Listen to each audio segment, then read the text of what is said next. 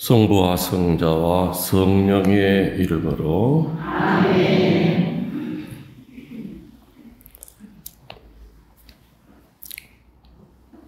성령이 아니 계시다면 하느님은 멀리만 계신다. 성령이 아니 계시다면 그리스도는 과거에만 머무신다. 성령이 아니 계시다면 복음은 죽은 문자에 불과하다. 성령이 아니 계시다면 교회란 한낱 조직에 불과하다. 성령이 아니 계시다면 권위란 한낱 지배하는 것일 뿐, 성령이 아니 계시다면 선교란 한낱 선전 광고에 불과하다. 성령이 아니 계시다면 전례란 한낱 과거의 회상일 뿐이다. 성령이 아니 계시다면 그리스도인의 행위는 노예들의 윤리에 불과하다. 그러나 성령 안에 우주는 온통 잠을 깨고 왕국을 낳는 산고로 신음하고 있다. 성령이 계시면 부활하신 그리스도 여기 계시고 복음은 찬란한 생명력을 내뿜고 교회는 성삼위와의 통교를 의미하고 권위는 해방자의 섬김이 되어 선교는 성령 강림의 축제가 된다. 전례는 기념이자 왕국의 미리 참여함이 되고 인간의 행위는 하느님으로 가득 차리라. 주신 하느님, 다시는 돌아오지 않을 오늘 이날 이 시간에 저희들을 이 자리에 불러주신 것 감사드립니다. 주님이 불러주셨으니 하실 말씀이 있을 겁니다. 비록 사제가 불편한 몸이지만 사제의 입을 가지시고 사제의 입을 통하여 필요한 치유의 은혜와 구마의 은혜와 담대한 믿음의 은혜 내려주실 것을 믿습니다. 아멘. 그래서 돌아나갈 때는 치유의 옷을 입고 구마의 방패를 들고 믿음의 투구를 쓰고 나갈 수 있도록 오늘 하루를 축복해 주실 것을 또한 믿습니다. 아멘. 또 이 시간 성모님께도 간절히 전구를 청합니다. 이 자리에 앉아있진 않지만 오늘 이 자리에 기억하고 싶은 사람들, 앓고 있는 내 피부치들, 영이 병든 사람들, 또 정말 미워서 그 사람 생각만 해도 분노가 일어나는 그런 사람들, 모두 다 주님의 자식이니 그런 사람들과는 화해하고 돌아갈 수 있는 거룩한 시간이 되게 도와주시고, 앓고 있는 가족들에게는 이곳에서의 은총이 그들에게도 전달될 수 있도록 도와주시기를 청하며 우리 주 그리스도를 통하여 비나이다. 아멘. 성부와 성자와 성령의 이름으로 아멘. 감기약을 먹고 오지 말아야 되는데 입이 쫙쫙 마르네. 감기약 먹으니까.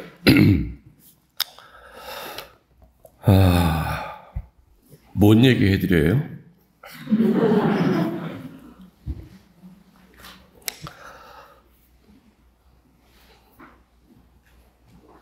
미동네가 김포 쪽이죠? 맞죠? 김포죠? 네. 여기 본당 신자들 한번 손 들어보세요. 본당 신자들. 37명. 나머지는 다 어디서 들어오셨어요?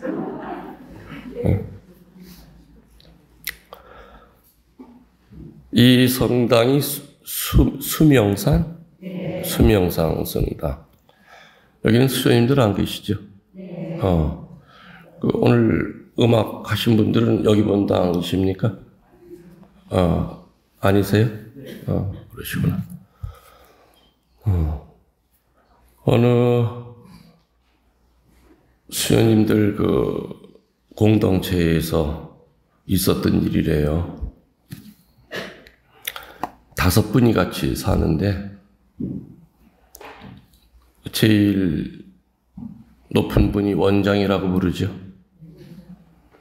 근데 원장 수녀님이 좀 덕이 없었나 봐요. 그래서 이 밑에 수녀님들이 되게 상처를 많이 받고 많이 불편해했나 봐요.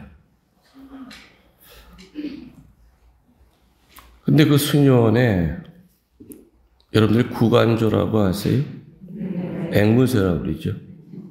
사람 말을 옮기는 애들이 있어요. 그 앵무새. 그래서 그 아래 수녀님들이 그 앵무새 앞을 지나갈 때마다 자기도 모르게 그냥 중얼중얼 거렸겠죠. 우리 원장 수녀 빨리 죽으라고. 빨리 죽든지 병이 나서 딴 데로 가든지. 우리 원장 수녀 빨리 죽었으면 좋겠네.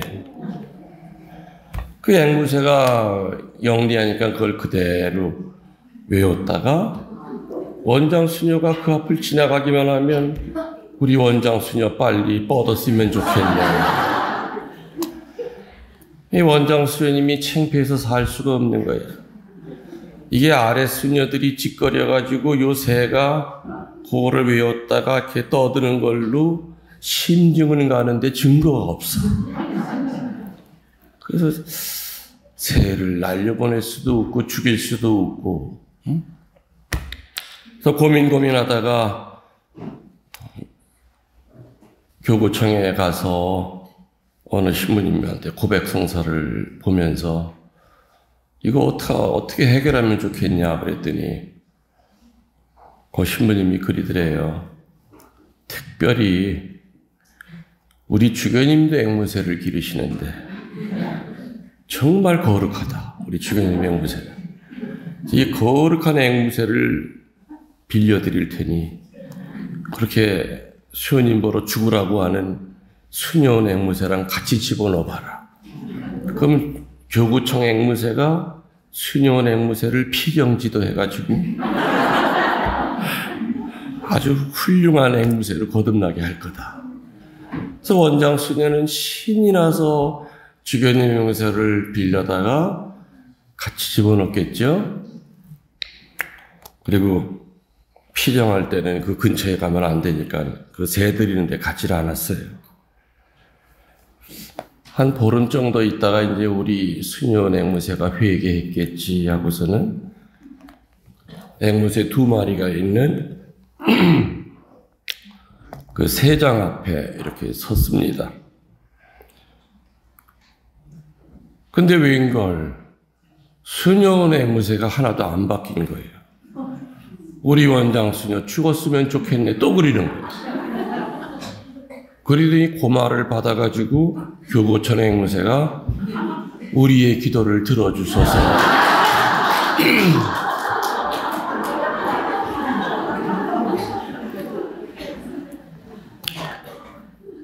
지금 얘기한 이 얘기의 그 메시지가 뭘 것 같습니까? 새를 아무리 수십 마리 바꾼다고 해도 문제는 해결이 안 되죠? 문제를 제공한 인간이 누구야? 원장 수녀야. 새한테 그런 얘기를 들었으면 내가 어째다가 새한테 이런 소리까지 듣노? 내가 정말 아래 수녀들한테 모질게 하고 살았나 보다 생각하면서 본인이 회개하면 어떻게 되겠어요? 아래 수녀들 입에서 어떤 말이 나오겠어요? 우리 원장 수녀님이랑 오래오래 같이 살면 좋겠어. 그럼 새가 또 그 말을 듣고 그대로 따라하겠죠. 대개가 문제는 본인 자신이에요. 그래서 이 손가락질 조심하게 해야 된다고 그랬잖아요. 그죠? 이렇게 손가락질. 우리 그 하나는 놈한테 가지만 세 개는 누구한테 와요? 나한테 와. 하나는 또 하느님한테 가. 아이고.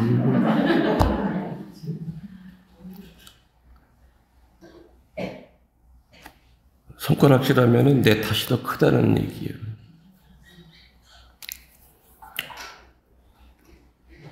어떤 신부님이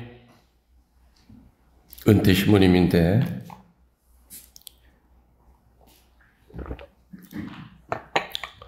은퇴하셨지만은 다시물입니다. 무슨 물이? 다시물?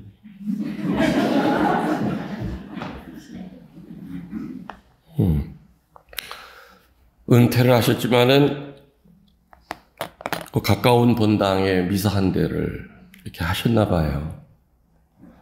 근데 뭐 연세가 90이 다 되셨으니까 미사 드리는 것도 이제 버거웠겠죠? 버거웠겠어요. 이제 성작 미사 때에 들어올리는 것도 힘이 드신지 성작을 들어올리시면서 자기도 모르게 방구가 나오는 힘이 들어가죠. 근데 여러분들 방구도 보면 종류가 많은 거 아시죠? 뽕 하는 방구는 청각적으로는 듣기 그래도 냄새는 안 나. 근데 픽 하는 방구는 거의 화생방경보 수준이에요. 근데 그 은퇴 신부님이 끼는 방구는 후자. 들어올 때마다 피. 한동안은 방구 냄새가 제 입 속에 머물다가 밑으로 빠져나갔겠죠?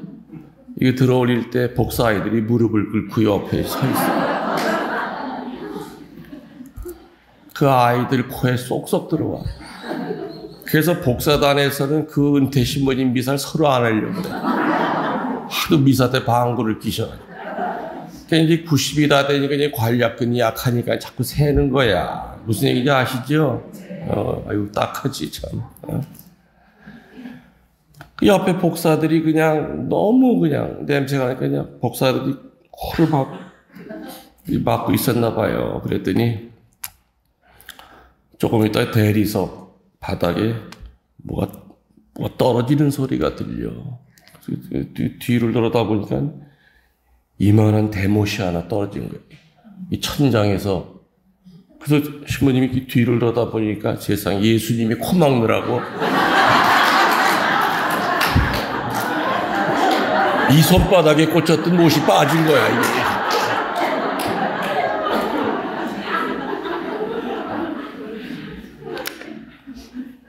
지금 나는 여러분들 얘기하고 있는 거예요. 여러분들, 사람 몸에서 나오는 냄새는 시간이 지나면 해결이 되지요. 근데 사람의 영혼에서 나오는 더러운 냄새는 회개치 않으면 죽을 때까지 그걸 끌고 가요. 여러분들, 내가 아주 쉬운 질문 하나 할게요. 동태 한 마리 썩을 때 나는 냄새랑 사람 송장이 썩을 때 나는 냄새랑 어느 쪽이 더 지독하게 역합니까? 맡아보셨어? 지금은 숨 끊어지면 바로 그냥 동태처럼 냉장고에 들어가죠? 그죠?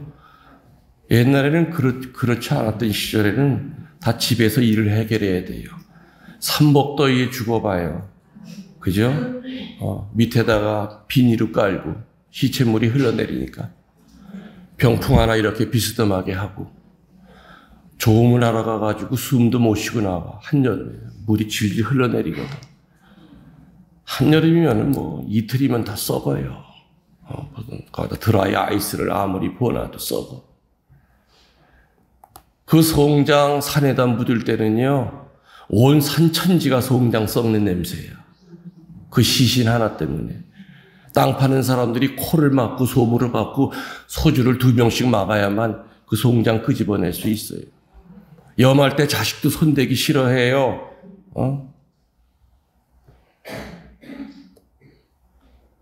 동태 한 마리 썩는 것보다는 사람 송장 썩는 게 냄새가 역하죠. 그 말은 뭐냐? 귀하고 비싼 존재일수록 썩을 때 보면 냄새가 더러워. 신부가 잘못 살았을 때 풍기는 냄새는 평신도들이 잘못 살았을 때 풍기는 냄새보다 훨씬 더 더러워요. 수녀들이 잘못 살았을 때 풍기는 냄새는 신자들이 잘못 살았을 때 내는 냄새보다 훨씬 더러워요. 천주교 신자들 여러분들이 잘못 살았을 때 풍기는 냄새는 이방인들이 잘못 살았을 때 풍기는 냄새보다 훨씬 더 더럽고 역해요. 주님은 우리를 위해 죽으셨어요. 그래서 우리들은 참으로 귀한 존재들이에요. 여러분은 세례받을 때 그리스도의 사제직, 예언직, 왕직이라고 하는 이 세상 사람들은 감히 넘볼 수도 없는 그런 높은 지위에 세례받을 때 이미 그런 신분 상승이 되어 계신 분들이에요. 그리스도의 사제직에 참여하고 예언직에 참여하고 왕직에 참여하는 그런 신분 상승이 영적으로 된 분들이 귀한 분들인데 잘못 살 때는 송장 썩은 냄새보다 더 역한 냄새가 난다는 거예요. 아멘. 아멘. 그래서 누구 손가락질할 것이 아니라 늘 자기 자신을 뒤돌아봐야죠. 여러분들 저녁 기도 하십니까? 네. 하세요? 네. 어떻게 시작해요? 저녁 기도 처음에 생각이나 또보다 또 그 세 가지 얘기하면서 내가 오늘 내 생각 어떻게 하고 살았나, 말 어떻게 하고 살았나, 내 행동 가지고 어땠는가, 정말 제대로 성찰하시냐 이거예요. 내가 묻는 건 그냥 중얼대고 그냥 5분도 안 되는 거 그냥 그야 해치우는 거 묻는 게 아니라 제대로 된 저녁 기도를 하고 살았느냐 그거 묻는 겁니다.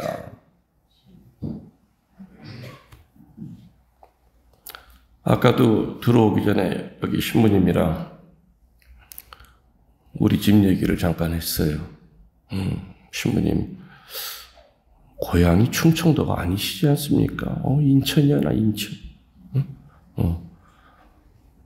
내 동생 신부도 근데 나랑 그 막내 동생 전부 다 인천교구 신부가 아니잖아요. 그런 얘기 저런 얘기 하면서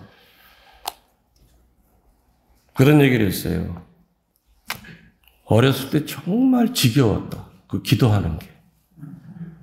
아버지 어머니는 인천교구에서도 유명하신 분이에요. 교구 평협회장도 하셨고 어머니는 꾸르실려 롤료 간사도 하시고 그러니까 아무튼 종교적인 분위기 속에서 어릴 때부터 살았을 거 아닙니까? 옛날에는 기도 안 하면 밥 안 줬어요. 나 밥 안 먹고 학교 간 적 많아요. 도시락 아예 안 싸줬어. 저녁에 그냥 기도라는 말 자체가 없었지. 하긴 옛날에는 만과 밤에 잠자기 전에 하는 걸 만과 아침에 일어나면 하는 기도를 조과 합쳐서 우리는 기도라는 말을 쓰지 않고 신공 드린다고 그랬어요. 들어보셨어요? 신공? 신공이라는 말 뜻을 풀이하면 거룩할 공로예요. 아침에 일어나면은 조과를 드렸어. 그 과자가 무슨 과자냐? 일과자예요. 아침에 일어나면 제일 먼저 해야 되는 일이 밥 해먹는 게 아니라 눈곱 띄는 게 아니라 아침 조과부터 먼저 드려야 돼요. 저녁에 잠자기 전에 마지막으로 해야 될 일이 뭐라고요? 저녁 신공. 얼굴에 붙어있는 화장품 떼어내는 게 마지막 일이 아니라 신공을 드려야 돼. 우리 5 형제 십자가 앞에 이렇게 무릎 꿇혀놓고 지금 저녁 기도는 저녁 기도도 아니에요. 옛날에 그 만과는 1시간 걸렸어.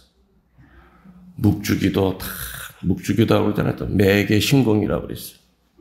그거 다 바치고 가더리 기도소에 있는 교황님을 위한 기도부터 다 바치고 그 애들이 무슨 재미가 있어. 다 조는 거예요. 졸다간 뒤에서 불똥이 튀어요. 회초리가 날라.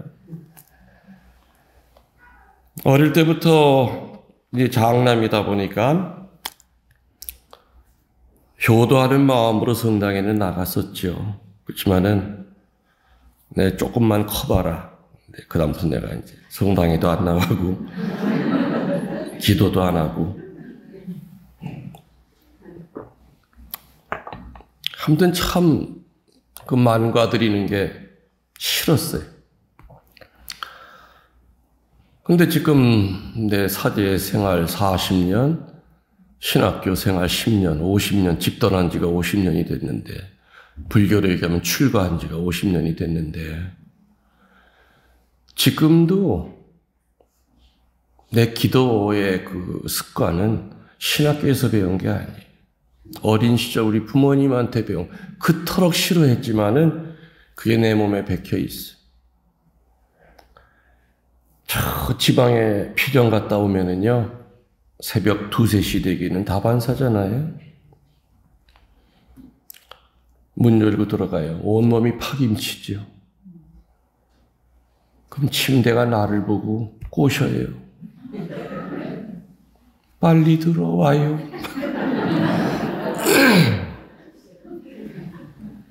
근데 들어가면 안 돼. 아직 못한 게 있잖아요. 저녁 만가 드려야죠. 오늘 못한 성모일도 바쳐야 되고, 어떨 때 아침에 깨보면은 침대도 못 올라가고, 성모일도 가슴에 끌어안고 그 십자가 앞에서 새우잠 자고 있어요. 이건 신학교에서 배운 훈련이 아니에요. 부모님한테 배운 거예요. 요즘은 부모들은 다 타협을 해서 져요. 아이들한테 공부부터 해. 하긴 뭐 지들이 하라는데 뭐 자식들한테 자신 있게 뭐 얘기를 할 수가 없죠. 그러니까 아이들은 중학교만 들어가면 다 냉담자 되는 거예요. 어떤 아이들은 나한테 그럽디다. 그 전에 본당 신부할 때, 신부님 우리 엄마가 성당에 가지 말래요. 왜? 근데 그 자매가 구리야 간부야. 걔 엄마가. 대학 가고 난 다음에 그때 가도 안 늦는데요. 이게 입에서 할 소리입니까, 자식한테?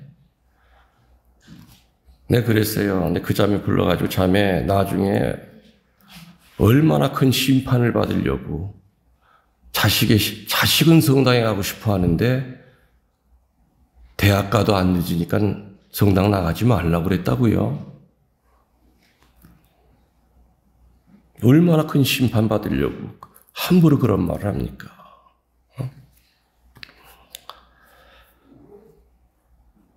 우리들은 살아가면서 반드시 버려야 할 게 있고요. 반드시 버려서는 안 될 게 있겠죠.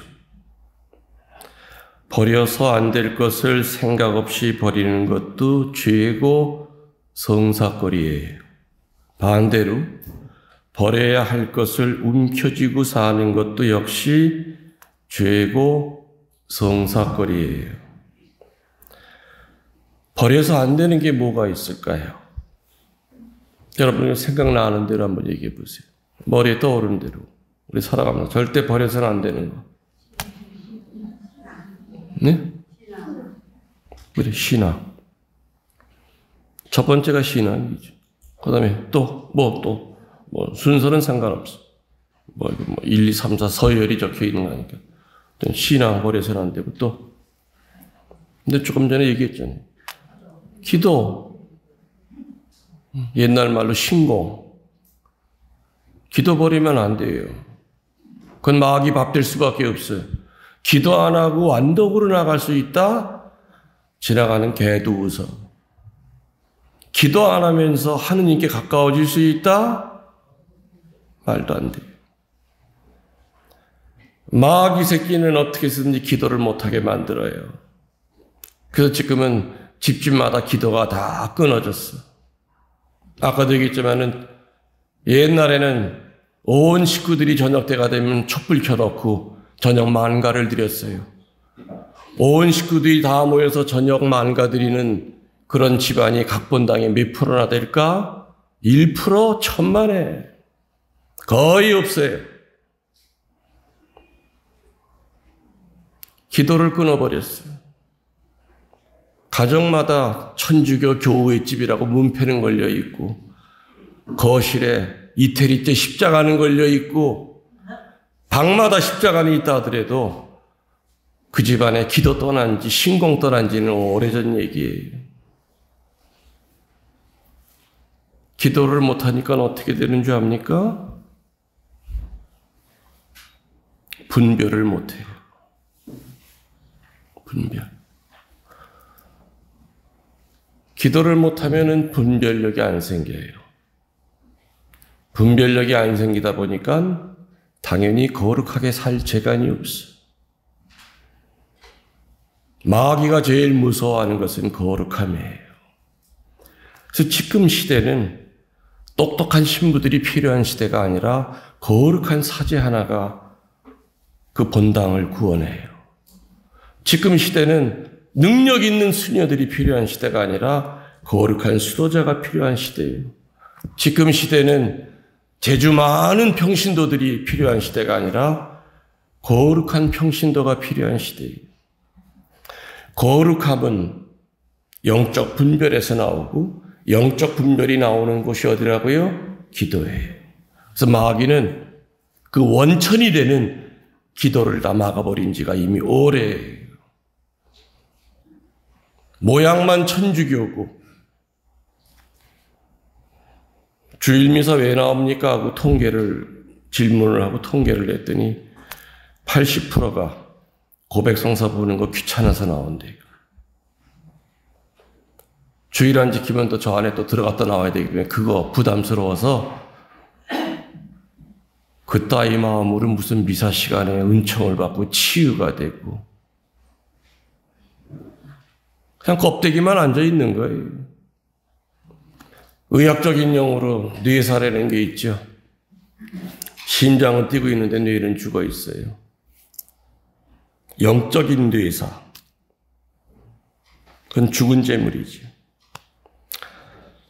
아무튼 목에 칼이 들어와도 버려서는 안 되는 것이 신앙이고 두 번째 기도고 세 번째가 뭐냐? 각자가 지고 있는 십자가예요. 십자가. 내 십자가가 더 클까요? 여러분들 십자가가 더 클까요? 여기 보세요.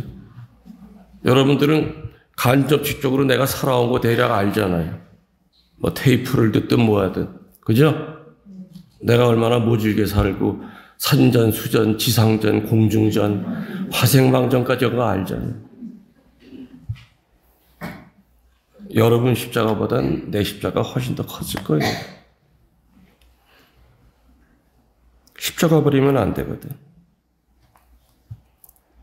십자가 지기 쉬워요? 어려워요? 어렵죠? 근데 예수님도 십자가 지셨죠? 예수님이 만일에 저 십사처에서 몇 번 넘어지셨더라? 한 번도 아니고 3번이나 넘어지셨어요. 저분이 만일에 넘어지시지 않고 룰루랄라 하면서 십자가를 아주 가볍게 초능력을 발휘해서 지고 올라가셨다면 우리 주눅 들어서 우리 십자가 못 지고 살 거예요. 하느님도 3번이나 넘어졌어. 십자가를 지다가. 하물며 약해 빠진 이 죄덩어리인 내가 안 넘어지려고 그래요.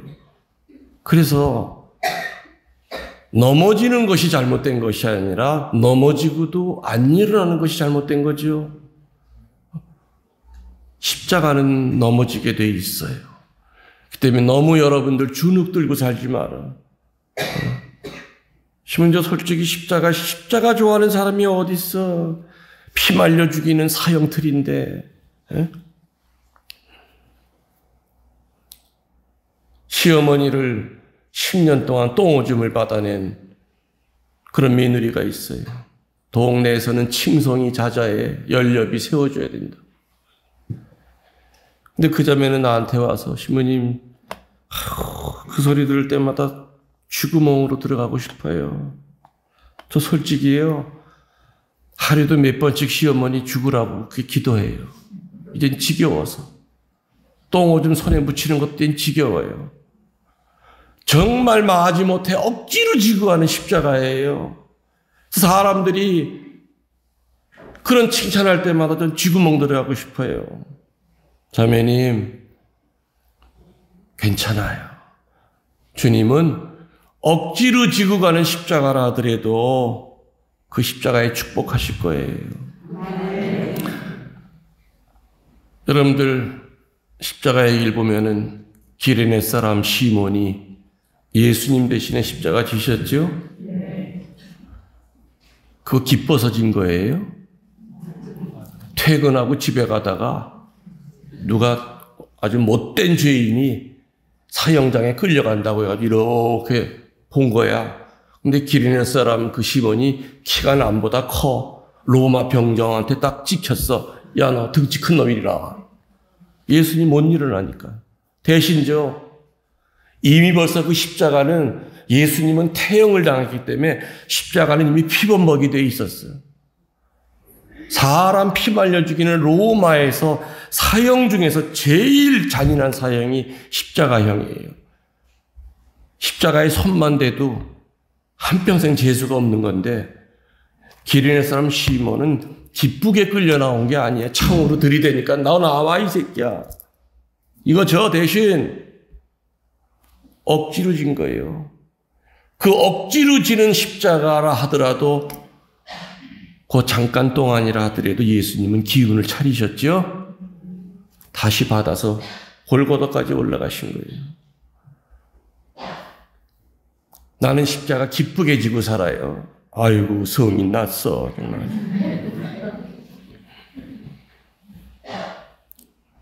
주교님이 험지에 가라고 할 때마다 나 기쁘게 간 적 없어요. 순명서약을 했으니까 간 거예요. 그렇지만 한 가지는 내가 살아오면서 느낀 경험이 있기 때문에 그래. 지금은 내가 벼랑 끝에 몰려서 있지만은 순명하면 반드시 기적이 일어난다. 그건 내가 살면서 체험한 거예요. 신학교에서 배운 게 아니고. 그 때문에 주교님이 가라 하면 가고.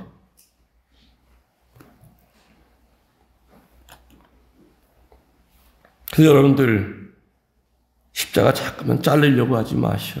무겁다고. 십자가 주시더라도 여러분 몸무게에 맞게끔 여러분이 질질 끌더라도 아무튼 가게끔 맞춰서 주시는 거죠. 그리고 십자가는요, 내가 살아보니까 지는 게 아니라 끌어안는 거예요. 안는 겁니다. 어떻게 하는 거라고요? 등에다 지면은 힘들어. 근데 내가 가슴에다 가까이 꽉 끌어안으면은 훨씬 더 편해.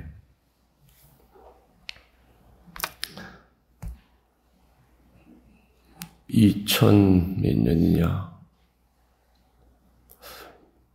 제가 군정신부 하면서 이제 여러분들 특전사라고 아시죠? 특전사에 근무를 해서 낙하산을 많이 탔어요. 계속 땅에 떨어지는 거지. 공중에서 보면 다 평지 같아도 떨어질 때 보면 다 울퉁불퉁하잖아요. 근데 오른발제비는 오른발이 먼저 떨어져요. 0.몇 초라도. 군정신부는 그때 원래 군정신부들은 사단급이기 때문에 특전사는 여단급이라 작아. 원래 군정신부들은 특전사 안 가지만 저는 자원해서 갔어요. 왜? 목사들이 하도 의시돼가지고. 신부님들은 겁이 많아서 특전사에 안 오시죠. 그래가지고 요것들이 까불고 있어. 응? 그 비행기 뜨기 전에 비행기 밑에서 미사 드리고 고백성 써주고, 뭐 아이들이 그냥 뭐 얼마나 열심히 하냐. 비행기 타면은 빨간불 들어오면 처음 타는 애들은 자기도 모르게 오줌을 싸. 자기도 모르게 무서운 거예요. 왜? 10,000개 중에서 하나가 안 펴져요, 확률이. 뛰어내리면서 탁 펼쳐져야 되는 게 안 펴져. 그리고 앞에 보호절 악가산을 펴야 되는데 안 펴지니까 기절을 해버려. 너무 놀래가지고. 이거를 필 시간이 없는 거예요.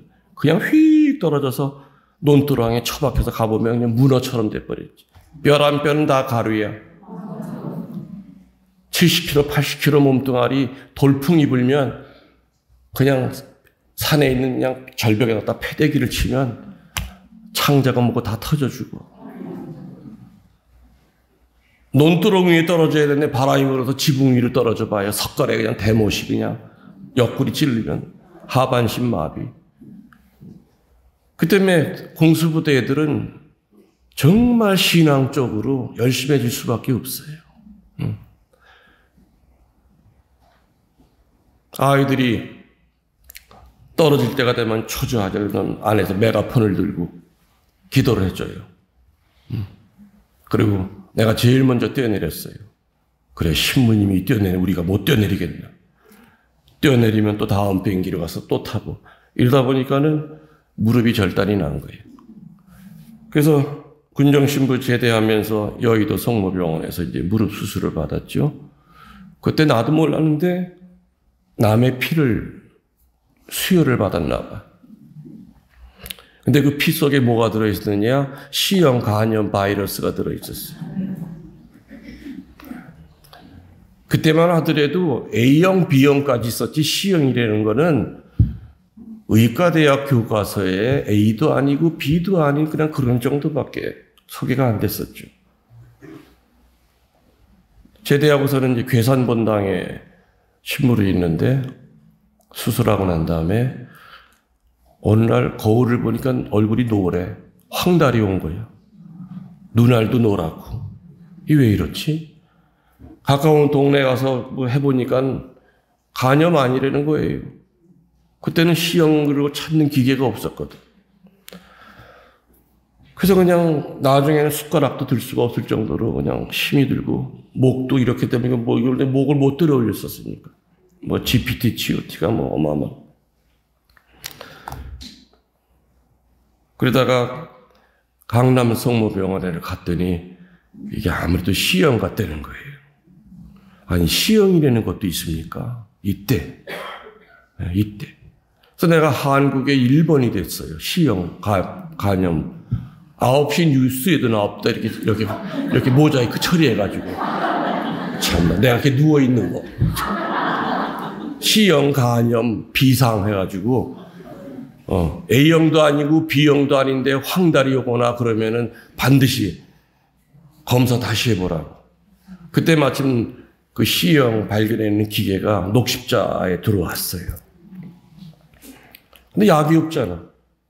약이 없어. 난 또 C형 중에서도 A타입이래. 몸 안에 바이러스가 300만 마리가 있대. 300마리도 아니고 얼마? 피 속에. 아이고 더러워서 이거 어떻게 사?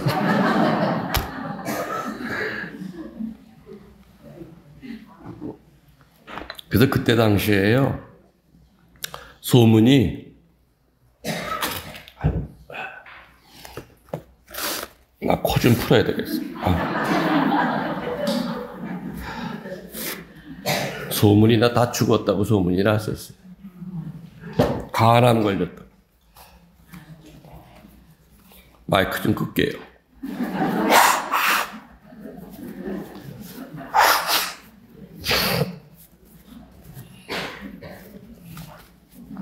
그래서 의사가 신부님 피정 다니지 마세요. 과로하면 돌아가십니다. 근데 어떻게 안 다닐 수 없어. 그때도 뭐 1년에 뭐 100번 이상 피정을 나갔죠.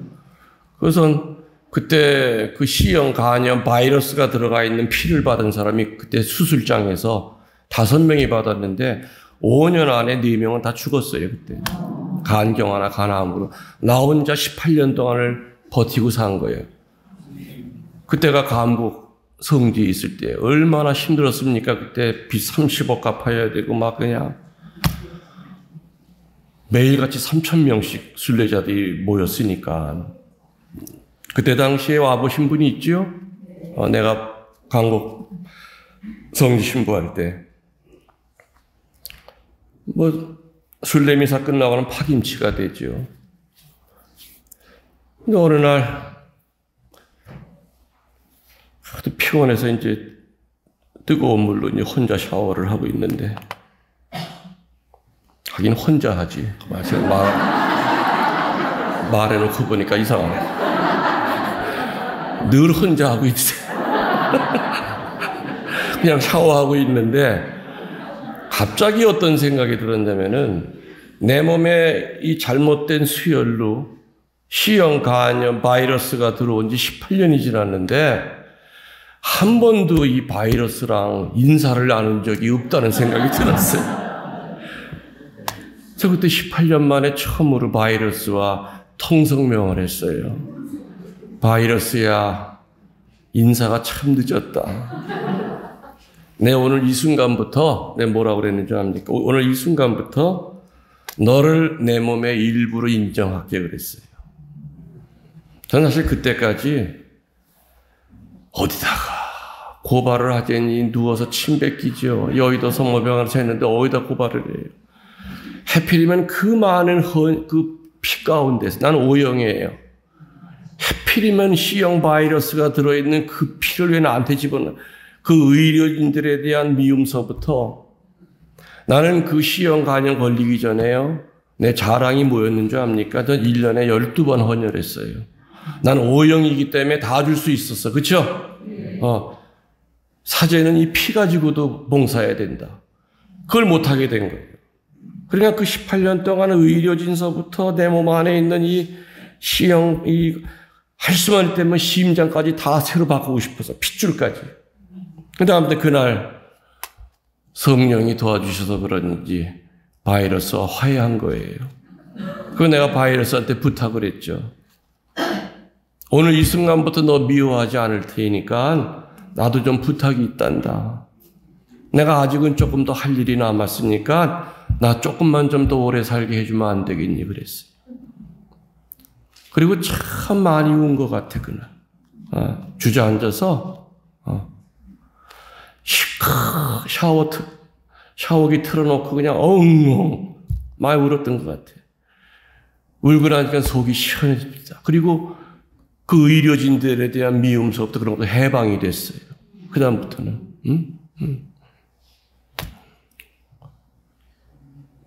그리고 한 달 있다가 이제 정기적으로 하는 이제 검사를 받으러 갔어요. 조직 검사를 받으러 가서 띄어내는 거죠. 그래서는 3일 있다가 결과를 보러 갔더니 의사 앞에 의자에 앉았더니 의사가 되게 심각한 얼굴로 그 모니터를 바라봐. 그래서 내가 빨리 얘기해 보세요. 많이 심해졌습니까? 그랬더니 이상하네. 신부님 바이러스는 이게 활동성이기 때문에 움직여야 되는데 얘네들이 무슨 단체로 약을 먹은 것처럼 그냥 가만히 이렇게 잠자는 것처럼 있다는 거예요. 그게 좋은 겁니까? 당연히 좋죠. 요 상태를만 유지하면은 하여튼 괜찮을 것 같습니다. 그 소리를 듣자마자 의사 앞에서 나도 모르게 바이러스야 고마워 그랬어. 그때는 의사가 지금 뭐라고 그러셨어요? 그래요. 아니에요. 네, 그럴 일이 있었어요. 전 그때부터 그 바이러스를 끌어안고 산 거예요.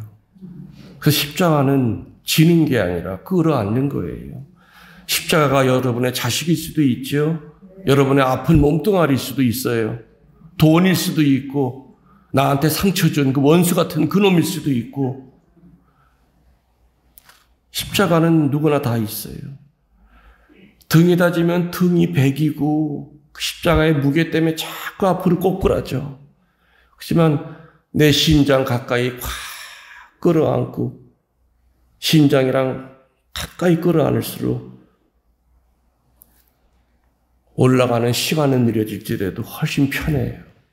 그리고 어떤 때는 그 십자가를 세우고 내가 의지할 수가 있어요. 쉴 수가 있다는 얘기예요. 등에다 지면 쉴 수가 없어요. 그냥 내 앞에 끌어안으니까 얘 붙들고 내가 잠깐 쉬었다 갈 수도 있는 거예요. 그렇게 18년 동안 이제 바이러스를 미워하다가 바이러스를 내 몸의 일부로 인정하고 한 5년을 살았는데 어떤 일이 벌어졌느냐. 미국에서 C형 간염 약이 생긴 거예요.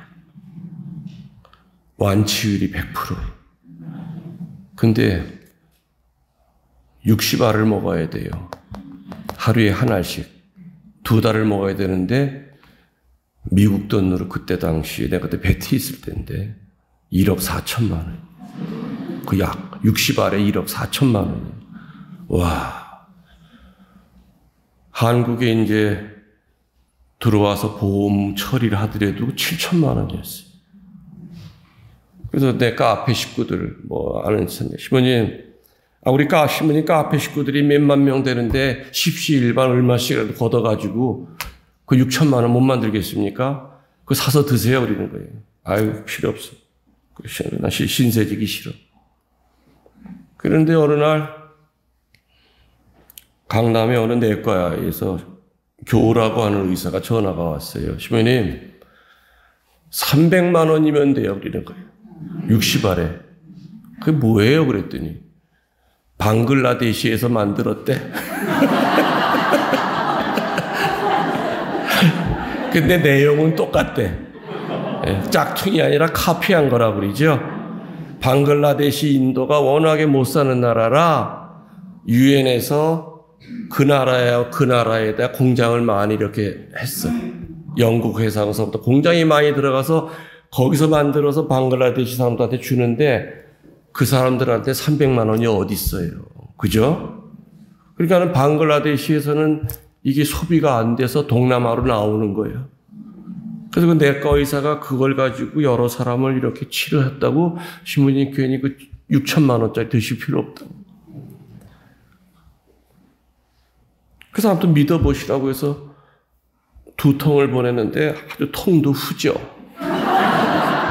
무슨 방글라데시 말이 써 있는데 이거 먹고 진짜 낫는 건가 하고서는 아주 매일같이 먹고 4주에 한 번씩 피 검사를 해야 됐어요. 딱 4주 먹고요. 그러면은 4주면은 며칠이야? 몇 알을 먹은 거야? 28알 먹었나?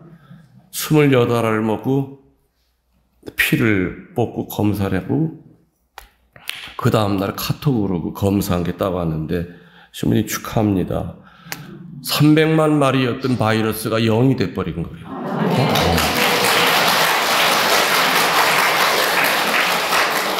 그리고 그 GPT, GOT가 50m로 다 떨어진 거예요. 정상이 된 거예요. 이야, 신기하네. 그래서 그럼 이제는 안 먹어도 됩니까? 아니에요. 60알 다 드셔야 된대요. 그리고 4주에 한 번씩 계속 검사하고 60알 다 드시고 난 다음에도 2달 후에 다시 검사해서 그때야 자기네는 완치 판정을 내린대요. 그래서 그 시킨 대로 해서 완치가 됐죠. 근데 완치가 되고 나니까 그냥 바이러스한테 미안해지는 거야. 내가 그렇게 나랑 같이 살자고 그리고 나 좀 도와달라고 그래놓고 그냥 한 번에 죽여버렸잖아. 그냥 수많은 말이에요. 얼마나 얘들이 나를 원망할까. 근데 아직도 제가 지금 헌혈을 옛날처럼 못하는 것은 아직 항체가 남아있어요. 그래서 그것마저 없어져야만 이제 요즘은 옛날에는 항체 여부 없이 O형피를 받으면 지금 그것도 못 받아요. 항체가 있으면 헌혈을 못해요. 그러니까 흔적이 남아있다는 얘기죠. 항체라는 게. 그것이. 아무튼 십자가 좋아하는 사람은 없지만은 십자가는 지는 거라고 그랬어요? 끌어안는 거라고 그랬어요? 끌어안으면 훨씬 편해요. 또 버려서 안 되는 거, 천국을 향하는 마음이에요. 이거를 간단하게 교리적인 용어로 향주, 삼덕이라고 그래요. 신덕, 망덕, 애덕. 또 버려서 안 되는 건 뭡니까? 교회의 가르침이에요. 교회 가르침. 한눈 팔면 안 돼. 신영성주의 이런 데 빠지면 안 돼요. 응? 하긴 이 통계가 한 15년 전에 나온 통계인데, 세례받고 난 다음에 점집이나 철학관을 한 번이라도 다녀본 사람이 몇 프로냐고 조사했더니 38%가 나왔어요. 10명 가운데 3.8명은 철학관이나 점집을 갔다 왔다고 이렇게 했어요. 그런데 2달이만 안 갔지. 하는 것마다 안 될 때 나도 한번 가볼까? 이런 마음을 먹은 사람까지 합치면 3.8명 뿐이겠느냐 이거예요. 이게 현 천주교 신자들의 신앙의 현 주소예요.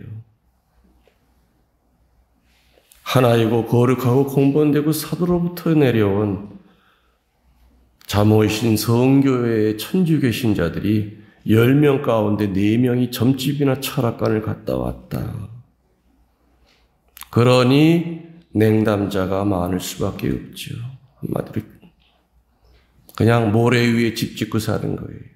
그러니 완덕으로 나갈 재간이 없죠. 세례받은 지 30년, 40년이 돼도 제자리에만 있어도 다행이야. 세례받을 때 그 마음만 가져도 그 초심마저 다 잃어버리고 성당 안에서도 자리 다툼하고 밖의 마인드나 안의 마인드나 똑같아요. 교회의 가르침 절대 버려서는 안 됩니다. 또 입에서는 달아도 내가 이거 먹으면 죽지 않은 마음으로 반드시 버려야 할 거 뭐 있을까요? 기억나는 대로 얘기해 보세요. 첫 번째, 상처 버려야죠. 상처를 버리려면 어떻게 해야 돼요? 치유를 받아야 되겠죠? 그죠?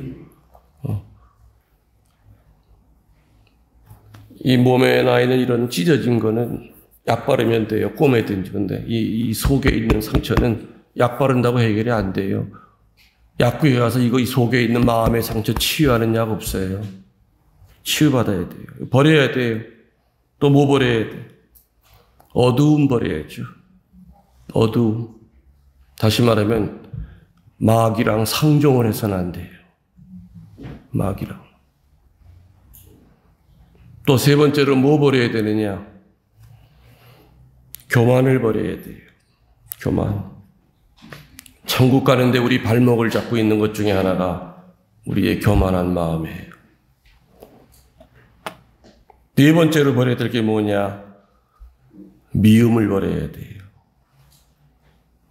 미움을 버리려면 용서해야 되죠.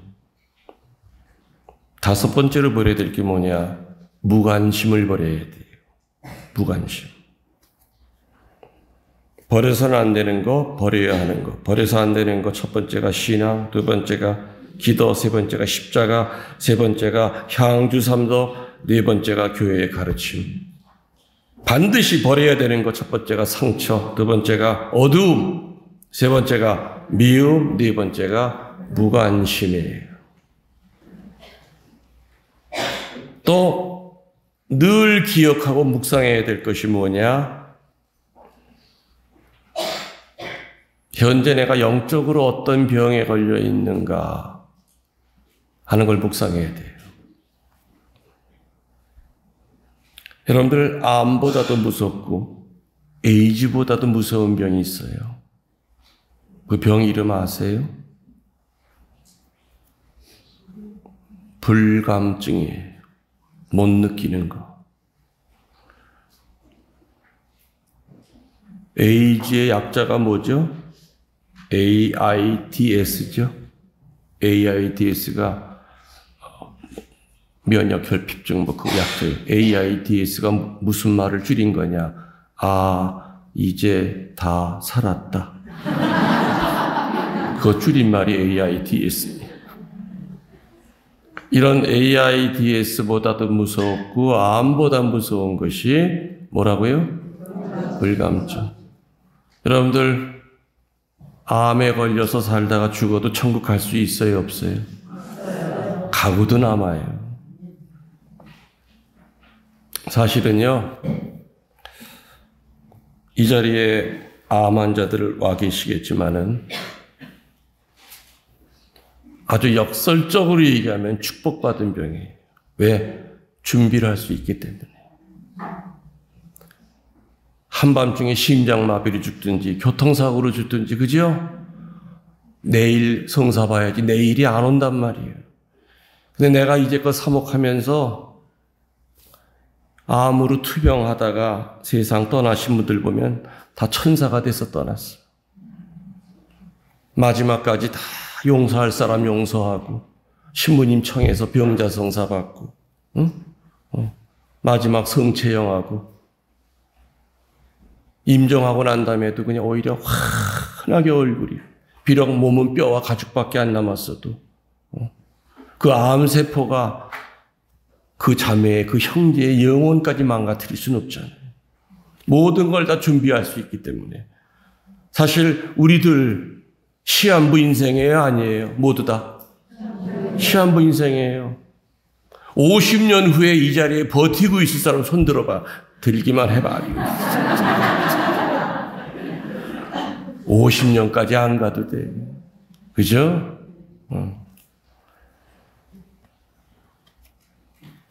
신자들이 그래, 시부님 은퇴하신 다음에 더 젊어지셨다고 그래. 그래 보여요? 네. 우리 어머니가 92인데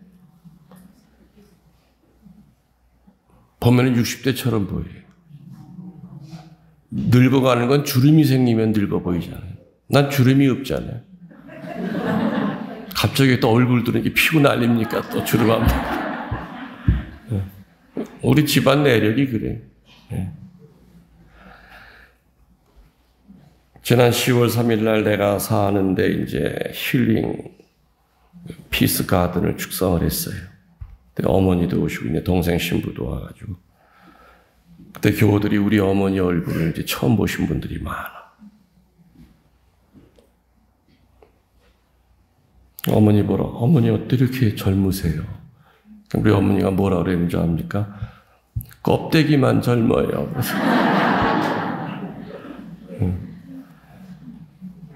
근데 아무튼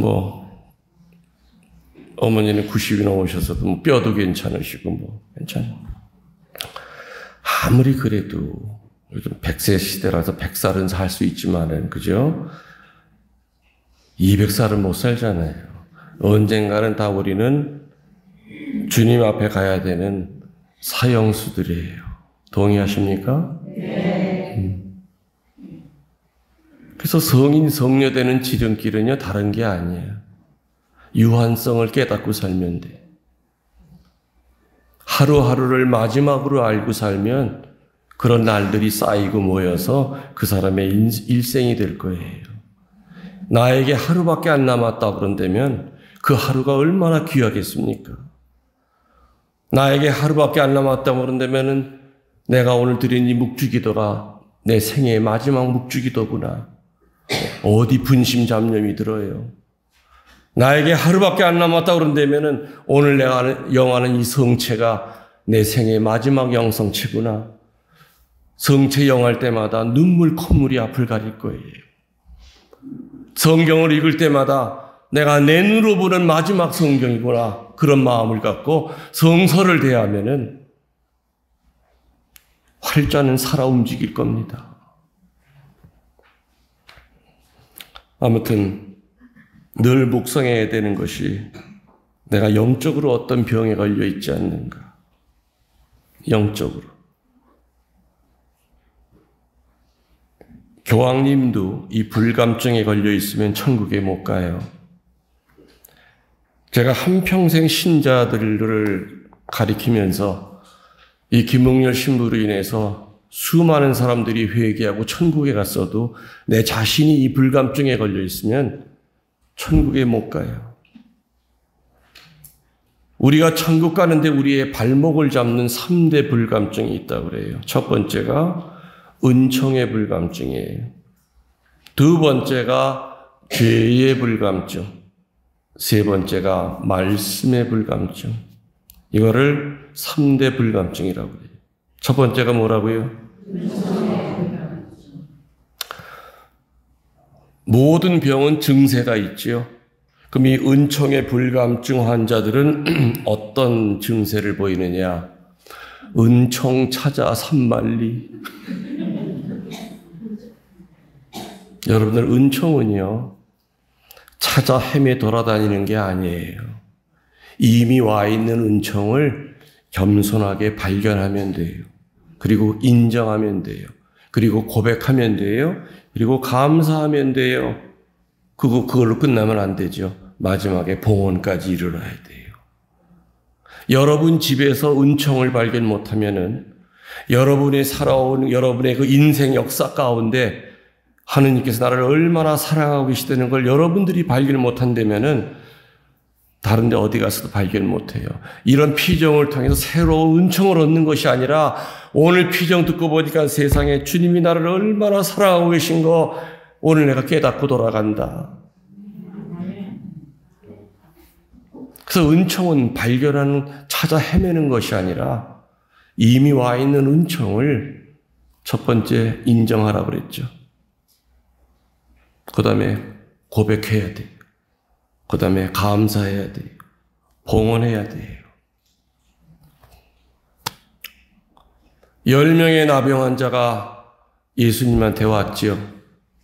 근데 다른 때와는 다르게 예수님이 다른 나병 환자들은 쫓아가서 치유시켜줬는데 그날은 아주 냉랭하게 뭐라고 그래요? 저 사제에게 가서 니들 몸을 보이라고 그래요. 그죠? 나병 환자 10명이 산에서 내려올 때는 목숨을 걸고 내려온 겁니다. 왜? 유대법에 나병 환자들은 동네 내려올 수 없어요. 동네 내려왔다는 돌로 쳐 죽여도 그거는 나병 환자들은 사람이 아니기 때문에 살인죄에 해당이 안 됐어요. 목숨을 걸고 예수님 앞에까지 왔는데 빨리 고쳐서 치유시켜 주시기는커녕 저 멀리 쳐서 저 동네에 있는 사제한테 가서 니들 몸 보여. 10명은 그 소리 듣고 거봐 괜히 내려왔잖아. 네가 내려가자고 내려왔는데 이게 뭐야. 그래도 우리 나병 걸려 죽으나 돌에 맞아 죽으나 저 양반 얘기 끝까지 들어보자 하면서 쩔뚝거리는 다리를 가지고 10명에서 팔짱을 끼고 사제가 있는 그 사제관을 향해 가죠. 근데 가는 도중에 어떤 일이 벌어졌어요? 에? 10명이 다 치유가 됐잖아요. 여러분들은 오늘 집에서 떠나서 여기 오시면서 벌써 이미 치유가 됐어요. 그래, 오늘 신부님 말씀 들으러 가야지. 그래서 여러분들은 여러분 발로 걸어온 것이 아니라 예수님이 사제에게로 가라 했기 때문에 오신 거예요. 그래서 오는 중에 벌써 이미 치유 구마가 됐어요. 자, 이제 그 다음부터 문제예요. 오늘 여러분들 피정 다 끝나고 난 다음부터 문제이듯이 10명의 나병 환자 가운데 예수님께 돌아와서 엎드려서 감사한 사람은 몇 명이나 됩니까? 그래서 주님이 그러시죠. 저 이상하네. 내가 분명히 10사람을 낳게 했는데 어떻게 너 하나뿐이니? 9은 도대체 어디 갔단 말이냐 그랬어요. 그 9명 어디 갔어요? 이 9명의 행방이 2000년 동안 성서학자들이 연구한 거예요. 나도 40년을 연구하다가 어저께 드디어 9명의 행방을 알았어. 내 논문을 써야 되는데 논문 쓰기 전에 여러분들한테 알려드릴까 말까. 이게 함부로 얘기하면 안 되는데. 수많은 사람들의 증언을 듣고 내가 연구한 결과 9명 가운데 처음에 3명은 어디 갔느냐. 병이 낫자마자 몽둥이를 들고 나병 걸렸다고 업신여기던 인간들 두드려 패러갔어. 나 나병 걸렸다고 버린 마누라 두드려 패러갔대요. 다시 말하면 아픈 몸뚱아리가 나면은 마귀가 폭력 마귀가 들어와요. 사람이 아프면은 저항을 못 하잖아. 근데 건강을 되찾으면은 나한테 업신여겼던 모욕해줬던 사람들이 생각이 나요. 세 사람은 몽둥이 들고 나 산에다 버리고 딴 놈이랑 살고 있는 마누라 두둥겨 패러 갔대. 많은 사람의 증언을 들은 거예요. 그 다음에 세 사람은 또 어디로 갔느냐? 나병이 낫자마자 술집으로 달려갔어. 오늘 시컬 술독에 빠져보자. 몸이 아플 때는 술이 안 받아요. 몸이 아프고 나니까 다시 이제 술 먹으러 간 거예요. 다시 말하면 아픈 몸뚱아리가 나면은 술마귀가 들어와. 이제 몇 사람 남았어요? 세 사람은 병이 낫자마자 창녀촌으로 달려갔대. 오늘 밤새 여자 맛보자. 육신의 병이 나오면은 음란마귀가 들어와요. 그래서 치유받은 사람한테 마귀는 가만히 내버려 두질 않아요. 이 세 마귀는 쌍둥이처럼 몰려다녀요. 폭력마귀, 또 술마귀, 음란마귀. 한 몸처럼 붙어다니는 게 이 세 마귀들이에요. 그래서 반드시 치유받은 자는 주님 앞에 와서 감사를 드려야 돼요. 그리고 감사로 끝나는 것이 아니라 모세가 정해준 대로 예물을 드려야 돼. 예물을, 감사 예물을. 많은 교우들이 치유받고 난 다음에 립 서비스는 해요. 하느님 땡큐. 저만 낫게 해주시면 제가요 모두 하겠습니다. 싹 지워버려요. 하느님 땡큐. 열심히 살게요.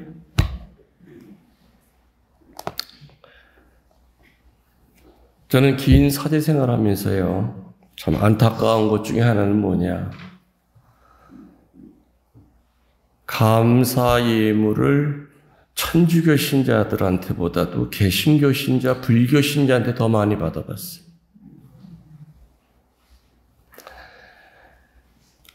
감곡 성모 순례지에 있을 때 개신교 신자들이 참 많이 왔어요. 내 강의를 듣고. 근데 미사 끝나고 났는데 어느 자매님이 이렇게 봉투를 주면서 감사하는 마음으로 드린대요. 받았죠. 네, 좋은 데 쓰겠습니다. 성지 개발하는 데 쓰겠습니다. 근데 그때 내가 안 쓰기를 참 얼마나 다행이었는지 몰라요. 그냥 이렇게 서랍에다 그냥 집어넣고 받은 것도 기억을 못했죠. 집어넣고 있었는데 한 일주일 됐는데 웬 남자가 와가지고 일주일 전에 우리 마누라가 당신한테 돈 주고 간 거 돈 내놓으래. 그게 무슨 소리야 그랬더니 일주일 전에 우리 마누라가 당신한테 돈 주고 간 거 안 돼. 돈 내놓으래. 근데 왜 그러냐고 물어봤더니 자기네들은 지금 월세 산대요, 월세. 그러더니 마누라가 신문이 유튜브 강론을 듣고 나더니 갑자기 여동생한테 돈을 끌어다니면서 감사해야 된다고? 그때 그 강론을 들었나 봐. 내가 감사는 미리 땡겨 하는 거라 그랬거든. 결과가 좋게 일어났을 때 감사하는 거는 50점이다. 그러나 미리 땡겨서 감사하는 게 100점짜리다. 그 얘기가 마누라한테 확 꽂혔대. 그래서 쥐뿔 아무것도 없는데, 쌀거리도 없는데 여동생한테 돌아다녀 돈 꿔가지고, 돈 100만 원을 꿔가지고 갔다는 거예요. 하여튼 어마어마하게 싸웠대요. 100만 원이 어딘데 지금. 돈 내놓으래. 그래서 잠깐만 기다리시라고. 내가 안 썼다고. 도로 줬어. 도로 줬더니 그 다음날 그 자매가 또 100만 원을 그걸 또 가지고 온 거예요. 밤새 남편이랑 이렇게 합의를 봤대. 합의를 봐가지고 다시 돌려서 감사하기로.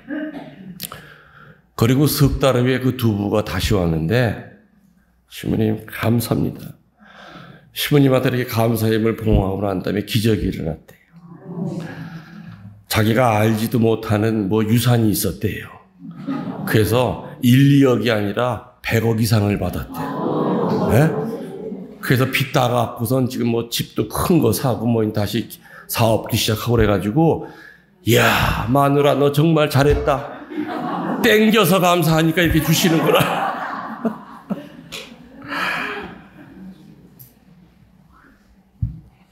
여러분들이 지금 웃어야 될 상황이 아니라거든요. 이게.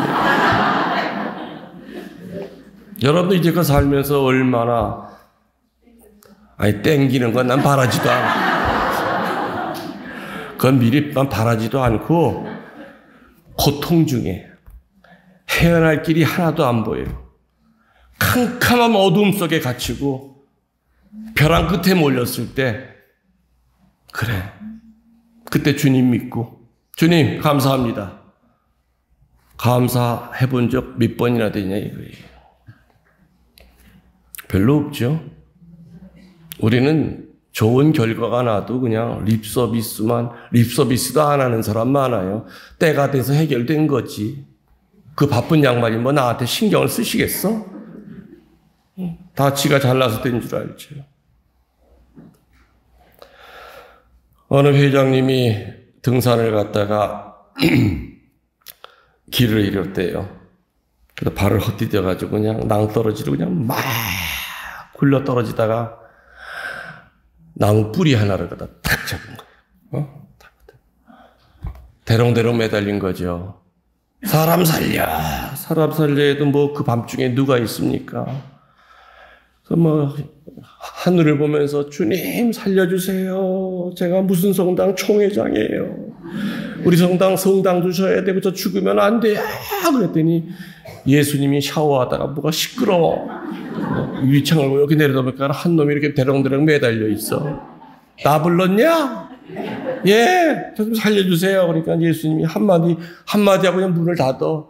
그 손 놔. 그리고 그냥 문 닫으시는 거야. 예? 이거는 나 죽는데 예수님 말고 다른 사람 없어. 그랬다. 팔에 힘이 빠져서 나무뿌리가 뚝 부러졌어. 떨어졌지. 떨어져 보니까 세상에 다 내려와가지고 30cm 위에 매달려 있는 거예요. 예수님 그걸 보고 계셨죠? 거의 다 내려와서 요만큼밖에 안 돼, 땅까지.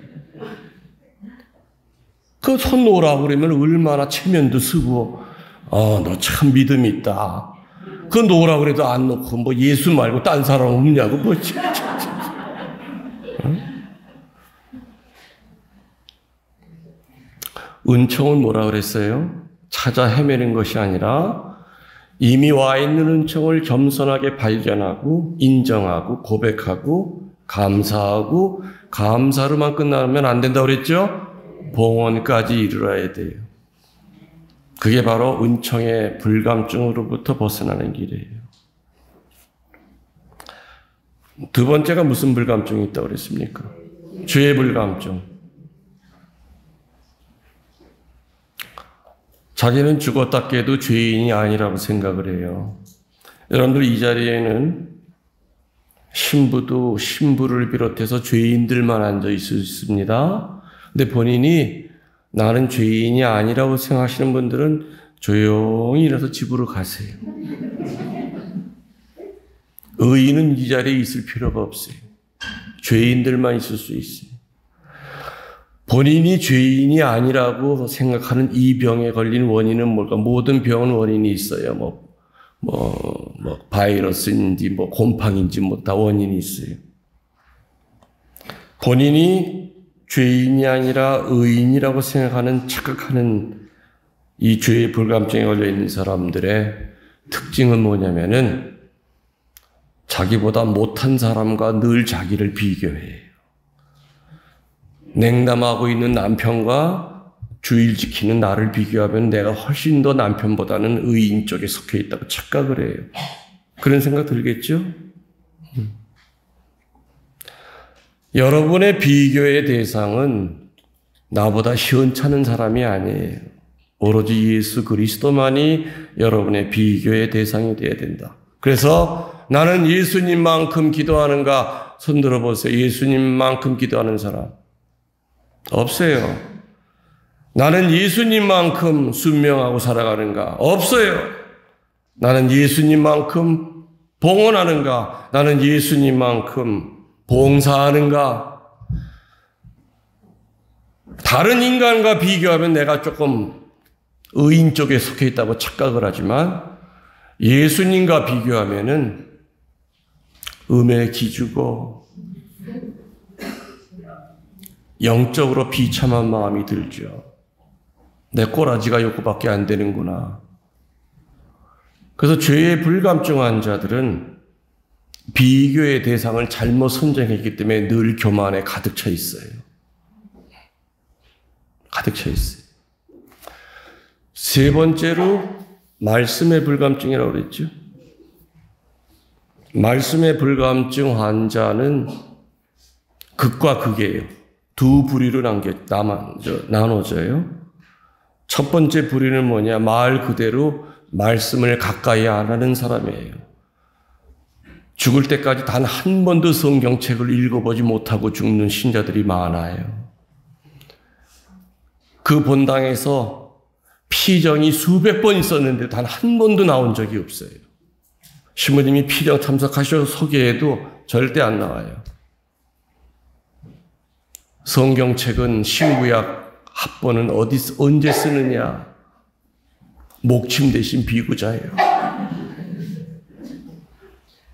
한 번도 책을 넘겨본 적이 없어요. 이게 전형적인 말씀의 불감증 환자예요. 근데 반대쪽에도 말씀의 불감증 환자들이 또 있죠. 이 반대쪽에 있는 말씀의 불감증 환자들은 뭐냐? 되게 유식해요. 성경도 많이 알아요. 성서 40주간서부터 말씀의 여정서부터 해가지고 머릿속에 든 게 많아요. 근데 들은 것이 이 머리에만 있지 가슴으로 내려오질 않아요. 그래서 열매를 맺지 못해요. 그래서 이쪽에 있는 이 말씀의 불감증 환자들이 어느 사람들이 여기에 빠지기 쉬우느냐? 소위 봉사자들이 이쪽에 말씀의 불감증 환자에 빠지기가 쉬워요. 피정이란 피정 안 해본 거 없고 세미나 안 해본 거 없어요. 정말 많이 주워 들었어요. 그러다 보니까 교만의 바벨탑을 쌓아요. 그래서 이러한 불감증 환자들의 특징은 뭐냐? 계속 판단해요. 내가 저 사람보다 나아. 내가 우리 본당 신부보다 더 똑똑해. 판단해요.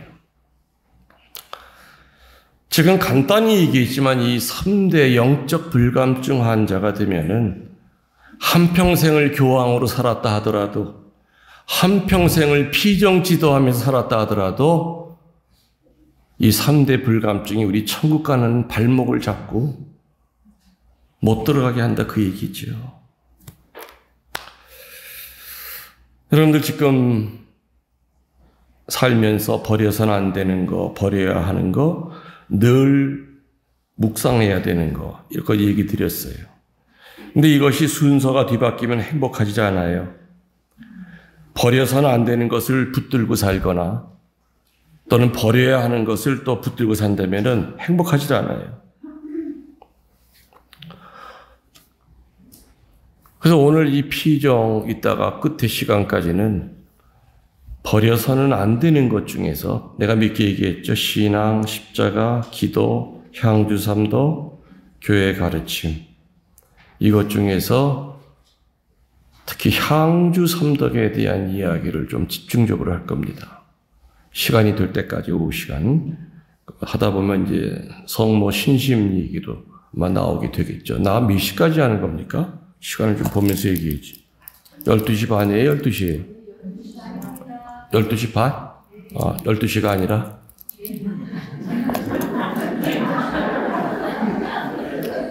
아침도 안 먹고 와서 배고파 죽겠는데.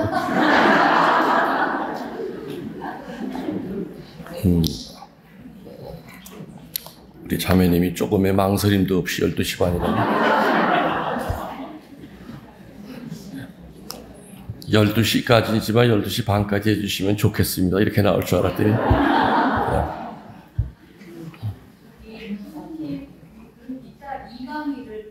아니, 그럴 필요 없어요. 그럴 필요 없고, 원래 뭐 2시간 뭐 강의하는 건데, 식사는 저기라고 그랬죠? 김밥이라고 그랬던 것 같아요. 이 근처에는 뭐, 여기 김밥? 아니? 에? 호박 뭐? 떡. 떡이랑 뭐 세 가지 준다고 그랬던 거. 떡이랑 바나나랑 생수. 이 근처에 뭐 식당이 없대요. 그래서 좀 떡이랑 바나나랑 생수.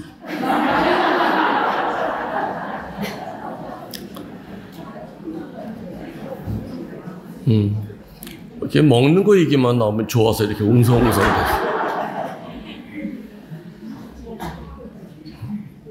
여러분들 진천, 여러분들 아까 내가 괴산본당에 있었다고 그랬죠? 괴산본당에서 좀 일이 좀 많았던 것 같아요. 그때 괴산본당에 있을 때 이제 C형 간염, 그것도 걸렸었고. 근데 그 본당에 있을 때 좀 아주 좀 특별한 아이를 하나 내가 만났어요. 아주 특별해. 그때 당시에 중학교 2학년인가 그랬으니까 지금은 뭐 한 40이 훌떡 넘었겠네요. 근데 그 아이가 왜 특별했냐면요. 태생소경이에요.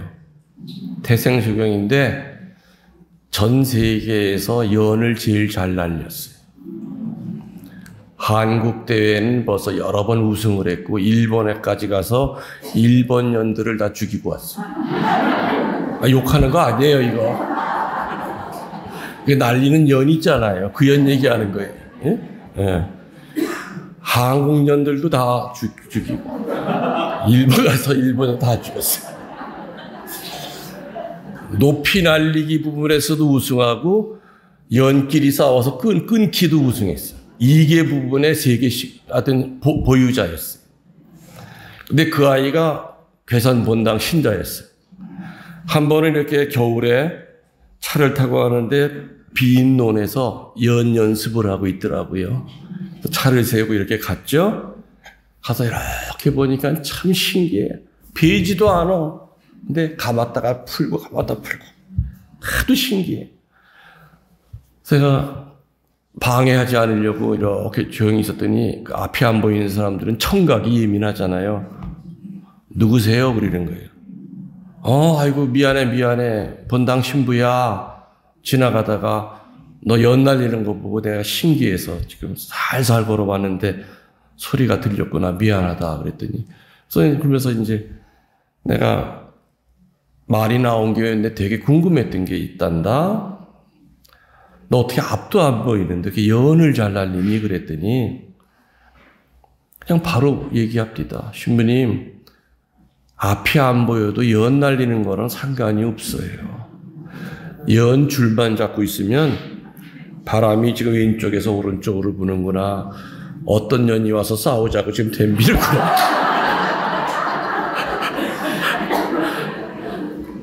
이걸 다 안되는 거예요. 그렇구나. 저 아이는 앞이 안 보이지만은 그 연과 그 아이 사이는 뭐가 연결이 되어 있어요? 연실, 연줄이 연결이 되어 있잖아요. 우리 하느님 볼 수 있어요, 없어요? 못 보죠. 근데 하느님과 우리 사이를 연결시키는 신앙의 연줄이 있어요. 그게 바로 향주삼덕이에요. 향주삼덕을 요즘은 개신교 용어를 자꾸만 많이 써요. 믿음, 소망, 사랑이라 그래요. 이건 개신교 쪽에서 온 용어예요. 우리 천주교 용어는 믿음, 소망, 사랑이 아니라 신덕, 망덕, 애덕. 향주, 주님을 향한 세 가지 덕, 이것이 바로 기초덕이라고 그래요. 모든 덕 중에서 제일 기초덕, 대신덕, 기초덕이라고 그래요. 아까 제가 얘기했죠. 3대 불감증에 빠져도 우리 천국 못 가듯이 향주 3덕을 삶을 살지 않으면 우리 천국 못 가요.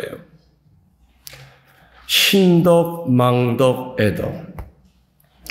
신부님, 저는요, 신덕은 있는데 애덕이 없어요. 거짓말. 세 개 중에 한 가지라도 안 되면 다 안 되는 거예요. 신덕이 있는 사람은 망덕이 있을 수밖에 없고요. 망덕이 있으면 애덕까지 저절로 생겨요. 세 개는 삼위일체 덕이에요. 성부, 성자, 성령이 삼위일체이듯이 신덕과 망덕과 애덕은 삼위일체예요. 하느님을 눈으로 볼 수는 없어요. 우리는 죽으면 보겠죠.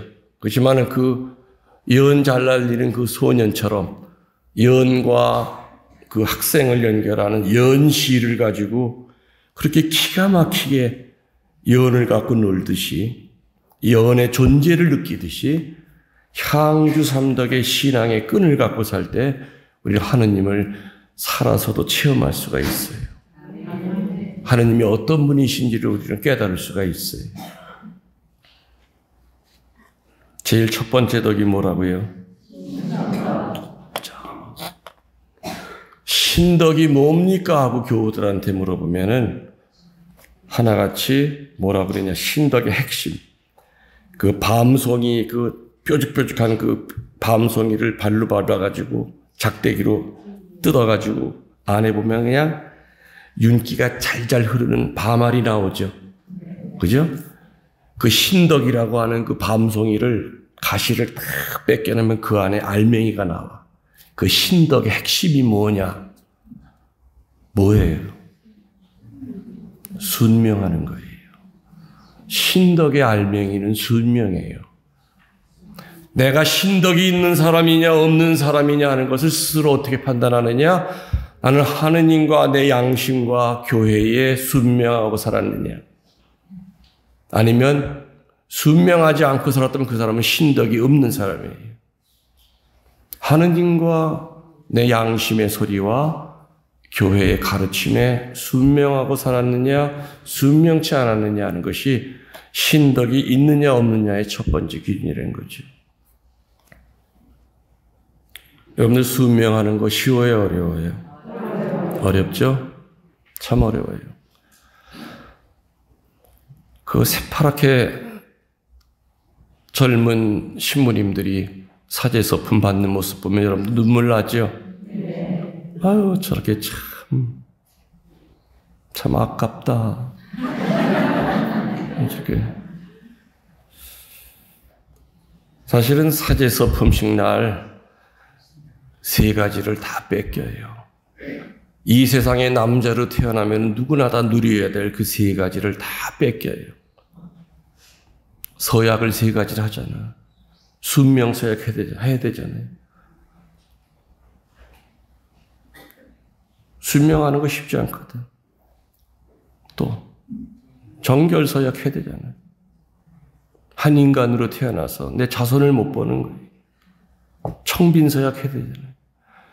대부분의 남자들이면은 다 누리고 살아야 될 그 세 가지를 다 뺏겨요. 그래서 잡아뜨려가지고 이렇게 엎드리게 만드는 거예요. 잡아뜨리잖아요. 그저 땅바닥에 엎드리죠? 너 이제부터 시체다, 그 뜻이에요. 너 이제부터 시체야. 그래서 검은 옷을 입히잖아, 수단. 그 수단이 뭡니까?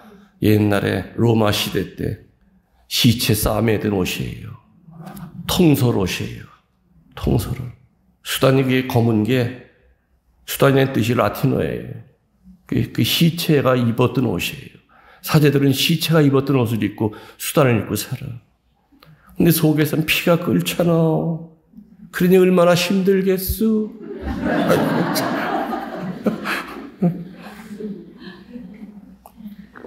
서품 받는 날 인간의 애욕 칠정이 다 사라진다면 신부하기 쉬워? 아니, 쉽다고요.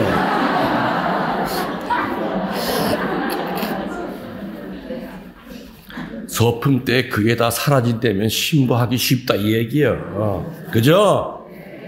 근데 서품 받아도 그거는 다 가지고 살잖아요. 그러니까 어렵지. 그러니까 사제직이 위대한 거예요. 저도 신학생 때부터 50년 세월을 뒤돌아보면은 정말 하느님이 나를 뺑뺑이를 돌렸어. 왜? 딴 생각할까봐. 저는 신학교 들어올 때 여자 정리하는 데만 6개월이 걸린 사람.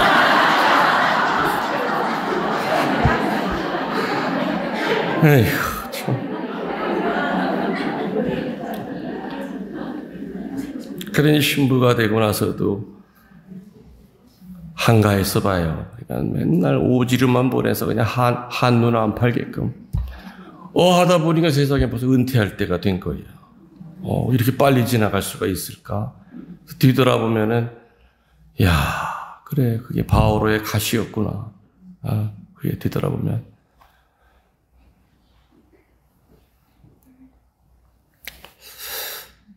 순명은 젊은 사제에게서만이 아니라 순명 사역을 하면 사제들은 죽을 때까지 순명해야 되죠.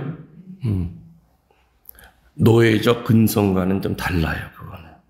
노예들은 매 때문에 순명하는 거예요. 그죠? 맞을까봐.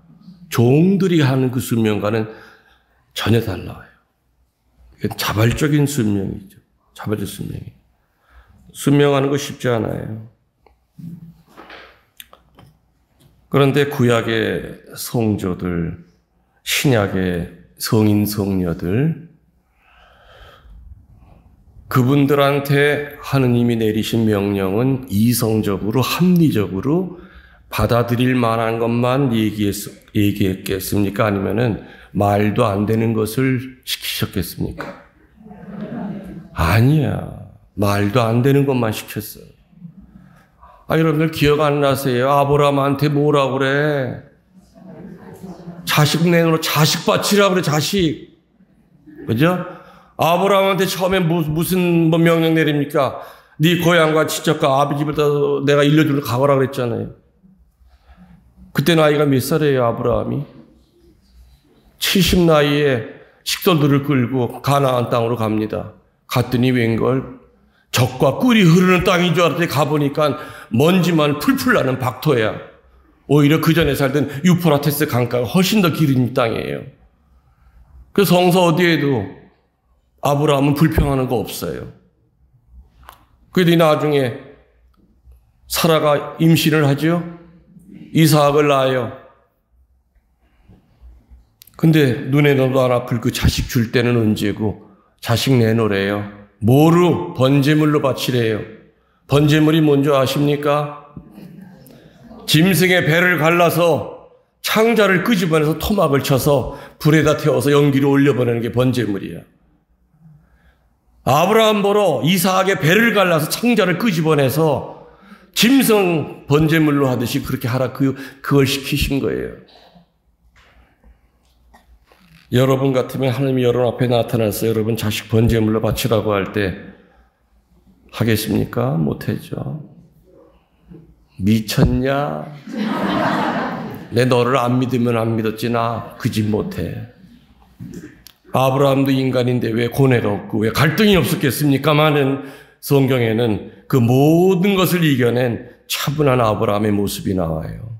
그래, 자식 주신 것도 하느님이고 자식을 걷어가는 것도 하느님이시니 내가 무슨 할 말이 있겠노 하면서 아들을 데리고 아들을 번제물로 바치러 갔죠. 가슴에다가는 아들 죽일 칼을 갖고 이삭의 등에다가는 장작을 짊어지고 불씨를 갖게 하고 다른 때와는 다르게 번제물로 쓰일 양을 안 데려가기 때문에 이삭이 아버지 오늘은 왜 양 안 데려가? 그랬더니 아마 가면은 하느님이 알아서 준비해 주시겠지. 아브라함은 피눈물을 속으로 흘리면서 이삭을 데리고 산으로 올라갑니다. 아브라함은 이삭을 돌에다가 묵지요. 아버지 아파 왜 그래? 처음에 이삭을 아버지가 무슨 놀이를 하는 줄 알았을 거예요. 근데 세게 묶으니까 아버지 아파. 물론 이런 대목은 안 나오지만 그랬을 것이다.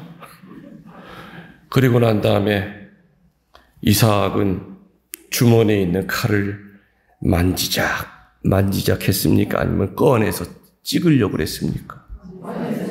그렇죠. 만지작 하면서 하느님 눈치를 보는 것을 종교인이라고 불러요. 그러나 바로 꺼내서 순명 그대로 실행에 옮기는 것을 신앙인이라고 불러요. 아브라함은 칼을 꺼내서 그 아들의 눈을 못 보죠. 아들의 눈을 가리고 아들의 심장을 향해서 미안하다 아들아 하면서 내리 찍고 그 칼날 끝이 이삭의 심장에 닿기 전에 야훼의 천사가 아브라함의 손목을 딱 하고 움켜쥡니다. 그러면서 어떤 소리가 들립니까? 멈춰라! 이제야 내가 네 믿음을 알았다. 참 아브라함은 처절한 시험을 통해서 그 순명이라고 하는 시험을 통해서 하느님에게 인정을 받았어요. 그 순명한 결과로 하느님은 아브라함에게 어떤 선물을 줬습니까? 하늘의 별보다도 많고 바닷가의 모래알보다도 많은 이 자손이 생겨날 것이다. 만일에 말이죠. 아브라함이 이삭 번제물로 바치라고 했을 때 미쳤수 하면서 이삭을 데리고 도망을 쳤다고 합시다. 그리고 미누리 하나 얻어가지고 자손을 보려고 할 때 하느님이 그 미누리의 태를 막아버리면 아브라함의 후손은 누구로 끝나요? 이삭으로 끝나는 거예요. 어리석은 인간들은 하느님의 세임법보다 자기의 세임법이 훨씬 더 정확하고 앞을 본다고 착각을 합니다. 요즘 한참 이스라엘과 하마스가 전쟁 벌이고 있죠? 그 두 민족은 배다른 형제들이에요. 아세요? 아브라함 할아버지가 다 같아요. 아브라함과 사라 사이에서 아이가 없으니까 어떡합니까? 사라가 자기 몸종으로 있던 하갈을 아브라함 침소에다 집어넣어요. 애 만들라고. 그 사이에서 태어난 것이 이스마엘이에요. 몸종으로 있던 이 하갈이 아이를 낳고 나니까 사라를 개무시해. 그래서 사라가 하느님에게 청했죠. 내게 무시당하고 산다고. 그래서 그 후에 천사 셋을 잘 대접해가지고 사라가 아기를 갖죠. 그래서 이삭이 나와요. 그러고 난 다음에 하갈과 그 아들 이스마엘을 사막으로 내쫓습니다. 그때부터 이제 왼수가 된 거예요. 쫓겨났기 때문에. 이스마엘에서 이슬람이라는 단어가 나온 거예요. 거기서 이스마엘이라는 그 이름에서 이슬람이라는 단어가. 그래서 알고 보면 할아버지가 같은 배다른 자식끼리 지금 수천 년 동안 싸우고 있어요. 수천 년 동안. 또 그거를 이용하는 강대국들이 양쪽에도 다 있고. 참. 그래서 그 성경을 볼 때마다 왜 사라가 그냥 조금만 좀 더 기다리지? 왜 자기 몸종을 왜 남편한테 들여보냈냐 이거야, 이거를. 그 하갈을. 그래서 지금 이게 얼마나 옛날에 사라센 제국서부터 십자군 전쟁서부터 그 싸움이야, 그죠? 역사는, 이슬람과 기독교의 싸움이에요, 이것이. 다 같은 한 할아버지인데, 아브라함인데. 알고 계셨죠? 모르고 있어도 알고 있는 척 하셔야 돼요.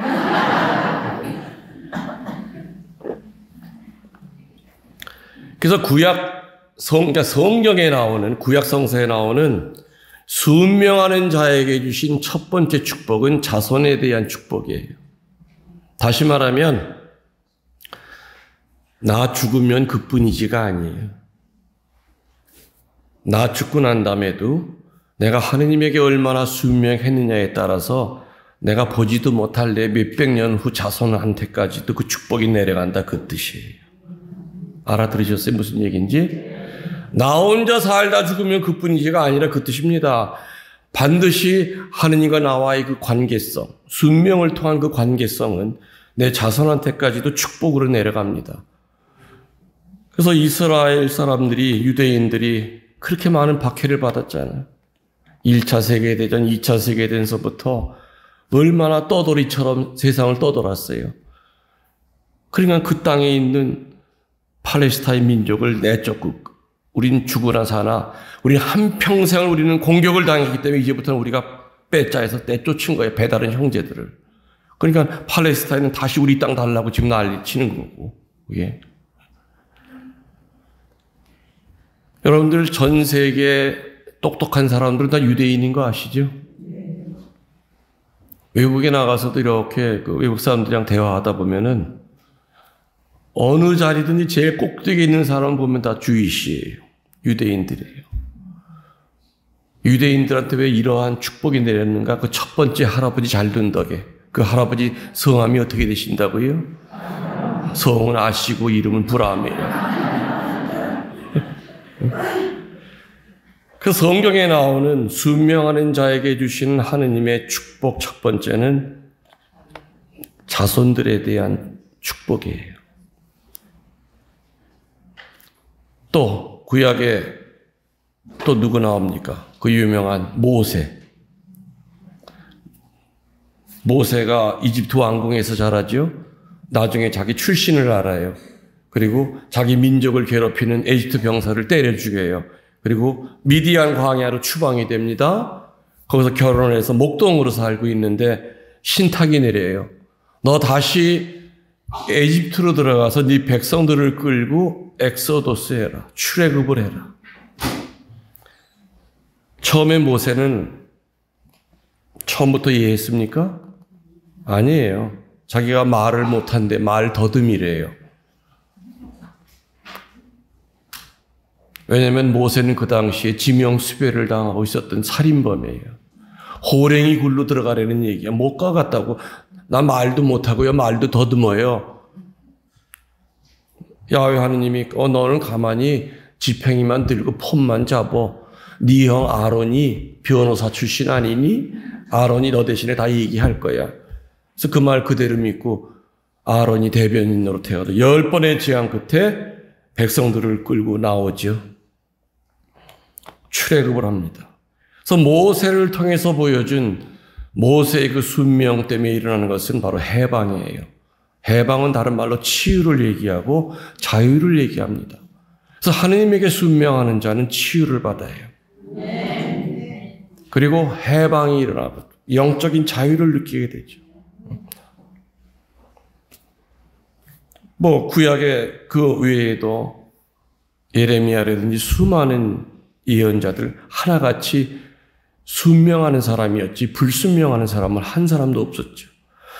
신약으로 들어와서 우리가 순명하면은 빼놓을 수 없는 분이 누구죠? 성모 마리아. 성모 마리아. 그분 그때 당시에는 뭐 15살, 14살 되면 시집을 가던 나이예요. 약혼자가 있었죠. 요셉. 어느 날 가브리엘 천사가 나타나서 성령으로 인하여 아기를 잉태할 것이다. 처음에는 저는 아직 남자를 모릅니다. 그렇지만은 쭉 설명을 듣고 난 다음에 네 언니 엘리사벳을 봐라. 잉태한 지 얼마가 되지 않았느냐. 나중에는 어떤 말로 순명합니까? 이 몸은 주님의 종입니다. 피아트 볼룬타스 뚜아 그러죠. 이 몸은 주님의 종입니다. 그 말 한마디에 구원의 구세사가 연결이 된 거예요. 첫 번째 여인 하와 때문에 그 천국 문이 닫혔지만은 두 번째 여인인 마리아 때문에 그 끊어졌던 다리가 구세사가 연결이 됩니다. 성모님만큼 할 말이 많은 사람이 어디 있을까? 그래서 오죽하면 성모 7고가 있겠습니까? 성모 7고 아시죠? 감곡성당에 가면은 전 세계에서 유일하게 성모님이 당신 몸에 총알 구멍 7개를 남겨놓으셨어요. 감곡 가서 보셨죠? 석고예요, 석고. 나무떼기를 쳐도 부서지는 석고인데 6.25 때 인민군들이 감곡성당이 6.25 때는 그 인민군 장교들 숙소였어요. 근데 그 안에서 자면서 이상한 일이 많이 벌어진 거예요. 자고 있는데 갑자기 그냥 돌로 된 성수대가 2개가 자빠지질 않나. 회의하고 있는데 그냥 불덩어리가 성당 천장에서 돌지 않나. 그래서 그 인민군 장교들은 어떻게 생각했느냐. 분명히 저 위에 꼭대기, 제대 위에 성모님 상이 있거든. 저 여자가 무슨 조화를 부리나 보다.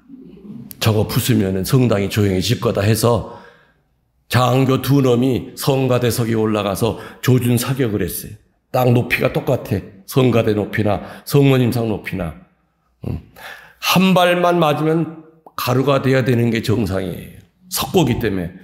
그래서 급소만을 골라서 땅땅 쏴도 안 부서져. 정확히 7개가 명치라든지 급소만을 맞춥니다. 근데 구멍만 나지 안 부서지는 거예요. 그 장교들이 이럴 수가 있나 해가지고 사다리를 타고 올라가요. 그 전에 따발총을 쏴요. 근데 따발총이 총알이 날라오면서 성모님 앞에서 양쪽으로 갈라지면서 양쪽 벽에만 새카맣게 박혀. 지금도 그 총알 구멍이 벽 파보면 있어요. 지금 총알이 꽂혀 있어요. 총으로도 안 되니까 어떻게 했느냐. 나중에는 사닥다리를 갖다 거기다 걸쳐놓고 망치를 들고 기어 올라가요. 그리고 밧줄을 가지고 올라가요. 그래서 한 놈이 올라가서 성모님 목에다 밧줄을 걸고 망치를 들고 요망한 것 하면서 망치를 들어서 성모님 머리를 내리치는 순간에 상상도 못할 일이 벌어진 거예요. 성모님 이렇게 앞을 보고 계시잖아요. 옆에 인민군들이 서 있어요. 성모님 머리가 돌아가면서 쳐다본 거예요. 얼마나 무서웠겠어요. 그냥 망치를 들자 밑으로 거꾸로 떨어져서 직사했어요. 그 밑에 있었던 장교들이 놀래서 그냥 혼비백산에서 도망을 쳐서 그 밑에 밥 먹는 집이 있었는데 그 할머니의 증언에 의하면 밥때가 아닌데도 장교들이 내려왔는데 얼굴이 하얗게 질려가지고 어떤 놈은 똥까지 쌌더래요. 바지에. 그러면서 저 안에 귀신이 있다고. 성당 안에 귀신이 있다고. 그때부터 감곡성당 안에는 인민군이 단 한 명도 들어올 수가 없었어요. 무서워서. 그 성모님 때문에. 이북으로 퇴각할 때도 온 동네 청년들을 다 끌고 갔지만은 감곡 근처에 사는 청년들은 성당 안으로 피했죠. 성당 안에 청년들이 수십 명이 있는 걸 알고 있었지만은 인민군들은 그 안에다 대고 총질을 못했대요. 누가 두려워서? 성모님이 보복할까봐. 그래서 감곡에 살던 동네 청년들 난 한 명도 의용군으로 끌려가는 사람이 없었어요. 그때부터 몸에 7개의 총알을 맞으니 매개 7고 성모님의 이야기가 한국으로 퍼지면서 한 사람, 두 사람 그 성모님 앞에 와서 기도하면서 치유를 받기 시작했어요. 기적이 일어나기 시작했어요. 그러다가 내가 본당 신부를 가면서 114년 만에 성모 순례지로 선포가 된 거죠. 104년 만에. 전 세계 하나밖에 없는 7고 성모님이에요. 저는 거기 부임을 해가지고 아무리 이해를 하고 싶어도 저게 쇳덩어리도 아니고 나무도 아닌데 어떻게 석고가 총알 7발을 맞고 저렇게 구멍만 뻥 뚫어진 채로 남아있을까. 이건 어떻게 이성적으로는 설명이 안 돼. 그래서 나도 사다리 타고 올라갔지? 올라갈 때 뭘 갖고 올라갔느냐? 내시경을 빌려가지고 갔어. 내시경 알죠? 긴 걸 갖고 하나 구멍에다 집어넣으면서 성모님 내시경 안 해보셨죠? 해드릴게요 하면서 이제 집어넣고 모니터를 이렇게 봤어. 밑에까지 쭉 안에는 텅 비어 있어요. 근데 총알이 일로 들어왔으면은요, 이 뒤는 판이 하나도 없어야 되잖아, 등판은. 뒤로 나간 흔적이 없는 거예요. 총알이 나간 흔적이 없는 거예요. 오죽하면 내가 내시경을 빌려다가 그걸 봤겠어. 세상에 봤더니 맨 밑으로 카메라가 맨 밑바닥까지 내려갔는데 녹슨 총알이 7개가 밑에 땅바닥에 떨어져 있었어요. 지금도 그 매개 성모님은 몸에 총알 7개를 갖고 계셔. 그래서 내가 그때 순례자들 올 때 그 얘기했어요. 여러분들 십자가 큰 사람들 많죠. 그렇지만 우리 성모님은 몸에 총알 7개를 지금도 갖고 계세요. 몸에 총알 갖고 사시는 분 여기 계십니까? 우리 성모님 보고 위안 받으세요. 내 순례자들한테 그런 얘기 했다고. 그때 당시. 네. 그래서 그때 매개 성모님 상을 그대로 만들어서 찾아오는 순례자들한테 보급을 했죠. 근데 놀랍게도 그 성모님의 그 7개 총알 구멍에서 장미 향기가 나기 시작해요. 그런 얘기를 제가 한두 번 들은 게 아니었어요, 그 당시. 그래서 내가 그거 만드는 사람한테 혹시 이 안에다가 뭘 집어넣은 거냐? 그걸 왜 집어넣습니까? 내가 모시고 있는 매개 성모님이도 그때 초창기 매개 성모님 지금도 코 갖다 대면 향기가 나와요. 그 총알구멍에서. 총알구멍에서. 강곡성당에 안 갔다 오신 분들은 꼭 한번 갔다 오세요. 사실 제가 2010년에 거기를 떠나면서 떠나기 싫었던 이유 중에 하나가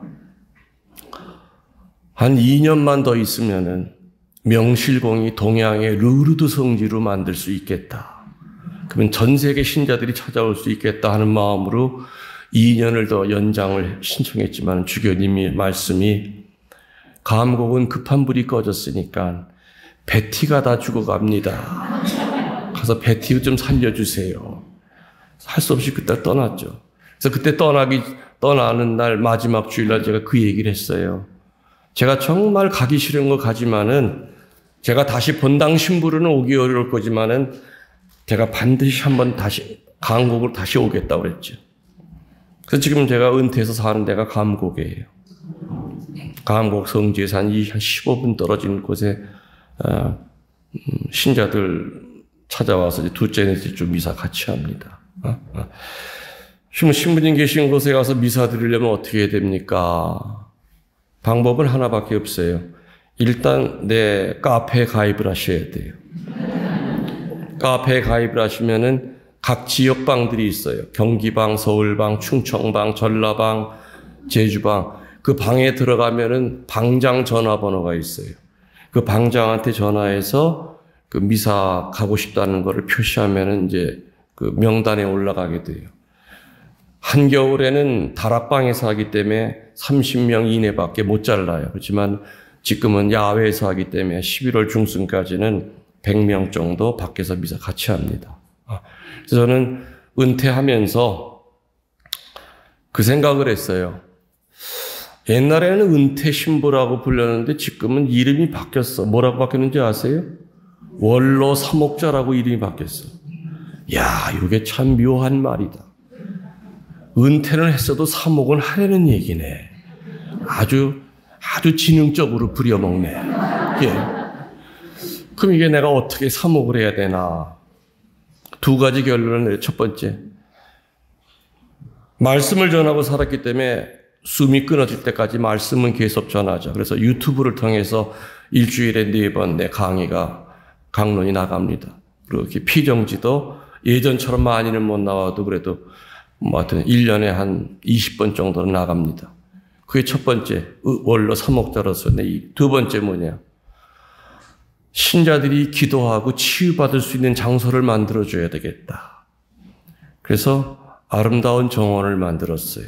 미사들이 있고, 그래서 힐링 피스 가든을 만들어서 교우들이 거기 와서 내 허락 받고 오는 것도 아니고 눈치 볼 것도 아니고 와서 혼자 기도하고 촛불봉헌하고 갈 수 있는 그런 장소를 만들어야 되겠다 해서 작년 6월 달에 내가 일단 집을 짓고 들어왔고 그 다음에 1년 동안 가든을 만들어서 지난 10월 3일 날 그 집이랑 이렇게 축성을 했습니다. 여러분들이 유튜브 들어가 보시면은 뭐 거기에 대한 자세한 얘기는 나오게 될 겁니다. 아무튼 12시 반이 됐기 때문에 이제 내가 이제는 뱃속에서 꼬르락 소리가 계속 나서 떠들 힘이 없기 때문에 더 이상 할 수 없고, 오후 시간에는 그냥 이어서 계속 하게 될 겁니다. 그리고 한 가지 소개해 드릴 게, 제 노래가 CD로 나온 게 있었어요. 근데 요즘 차가 CD가 없어요. 그죠? 그래서 USB로 따로 이렇게 만들어가지고, 여기 제가 부른 노래가 47곡이 나와요. 근데 그 중에서 1번부터 27번까지는 제가 신학생 때 부른 노래예요. 신학생 때 내가 이제 작사, 작곡해서, 그러니까, 그래서 어린 느티나무랑 할배 느티나무, 이렇게 해가지고, 28번부터 47번까지는 아마 제가 베티에서 부른 노래일 것 같습니다. 그래서 저는 노래가 나는 기도라고 생각하고 치유라고 생각하기 때문에 밖에 나가시면은 요거 아마 있을 거예요. 이게 10,000원일 겁니다, 이게. 그래서 유튜브 안에 유튜브 들어가 있습니다. USB가 이 안에 들어가 있습니다. 그리고 또 하나는 제 강론 CD가 있습니다. 그래서 주일복음 피정 강론 CD가 있으니까는 혹시 집안에 뭐 CD 플레이어가 있으면은 이거는 제가 볼 때는 소장하셔도 괜찮을 것 같아요. 다시는 나오질 않을 거기 때문에 여러 종류가 있을 거고요. 그리고 지금 인쇄에 다시 들어갔는데 제가 책을 4권 낸 게 있습니다. 근데 그게 지금 이제 10쇄까지 했는데 벌써 한 5년 전에 전부 다 이제 절판이 됐어요. 그래서 요즘 유튜브 들어가 보니까는 그거를 사려고 하시는 분들이 되게 많은데, 그래서 뭐 중고 사이트에 들어가서 뭐 한 권 샀다, 그거 다시 살 수 없습니까? 그런 분들이 많아서 다시 인쇄 들어가서 아마 12월 달 정도 되면 그 책 4권이 다시 1, 2, 3, 4집이 다시 새로 나오게 될 겁니다. 그것도 아마 보니까는 요번에 몇 년 만에 보니까는 인쇄비고 뭐고 많이 올랐어요. 그렇지만 그냥 똑같이 권당 10,000원씩 해서 그냥 40,000원에 그전처럼 똑같이 이렇게 배분을 하게 될 겁니다. 식사들 맛있게 하시고요. 우리 오후 시간에 또 다시 보도록 하겠습니다. 영광이 성부와 성자와 성령께, 성부와 성자와 성령의 이름으로 아멘.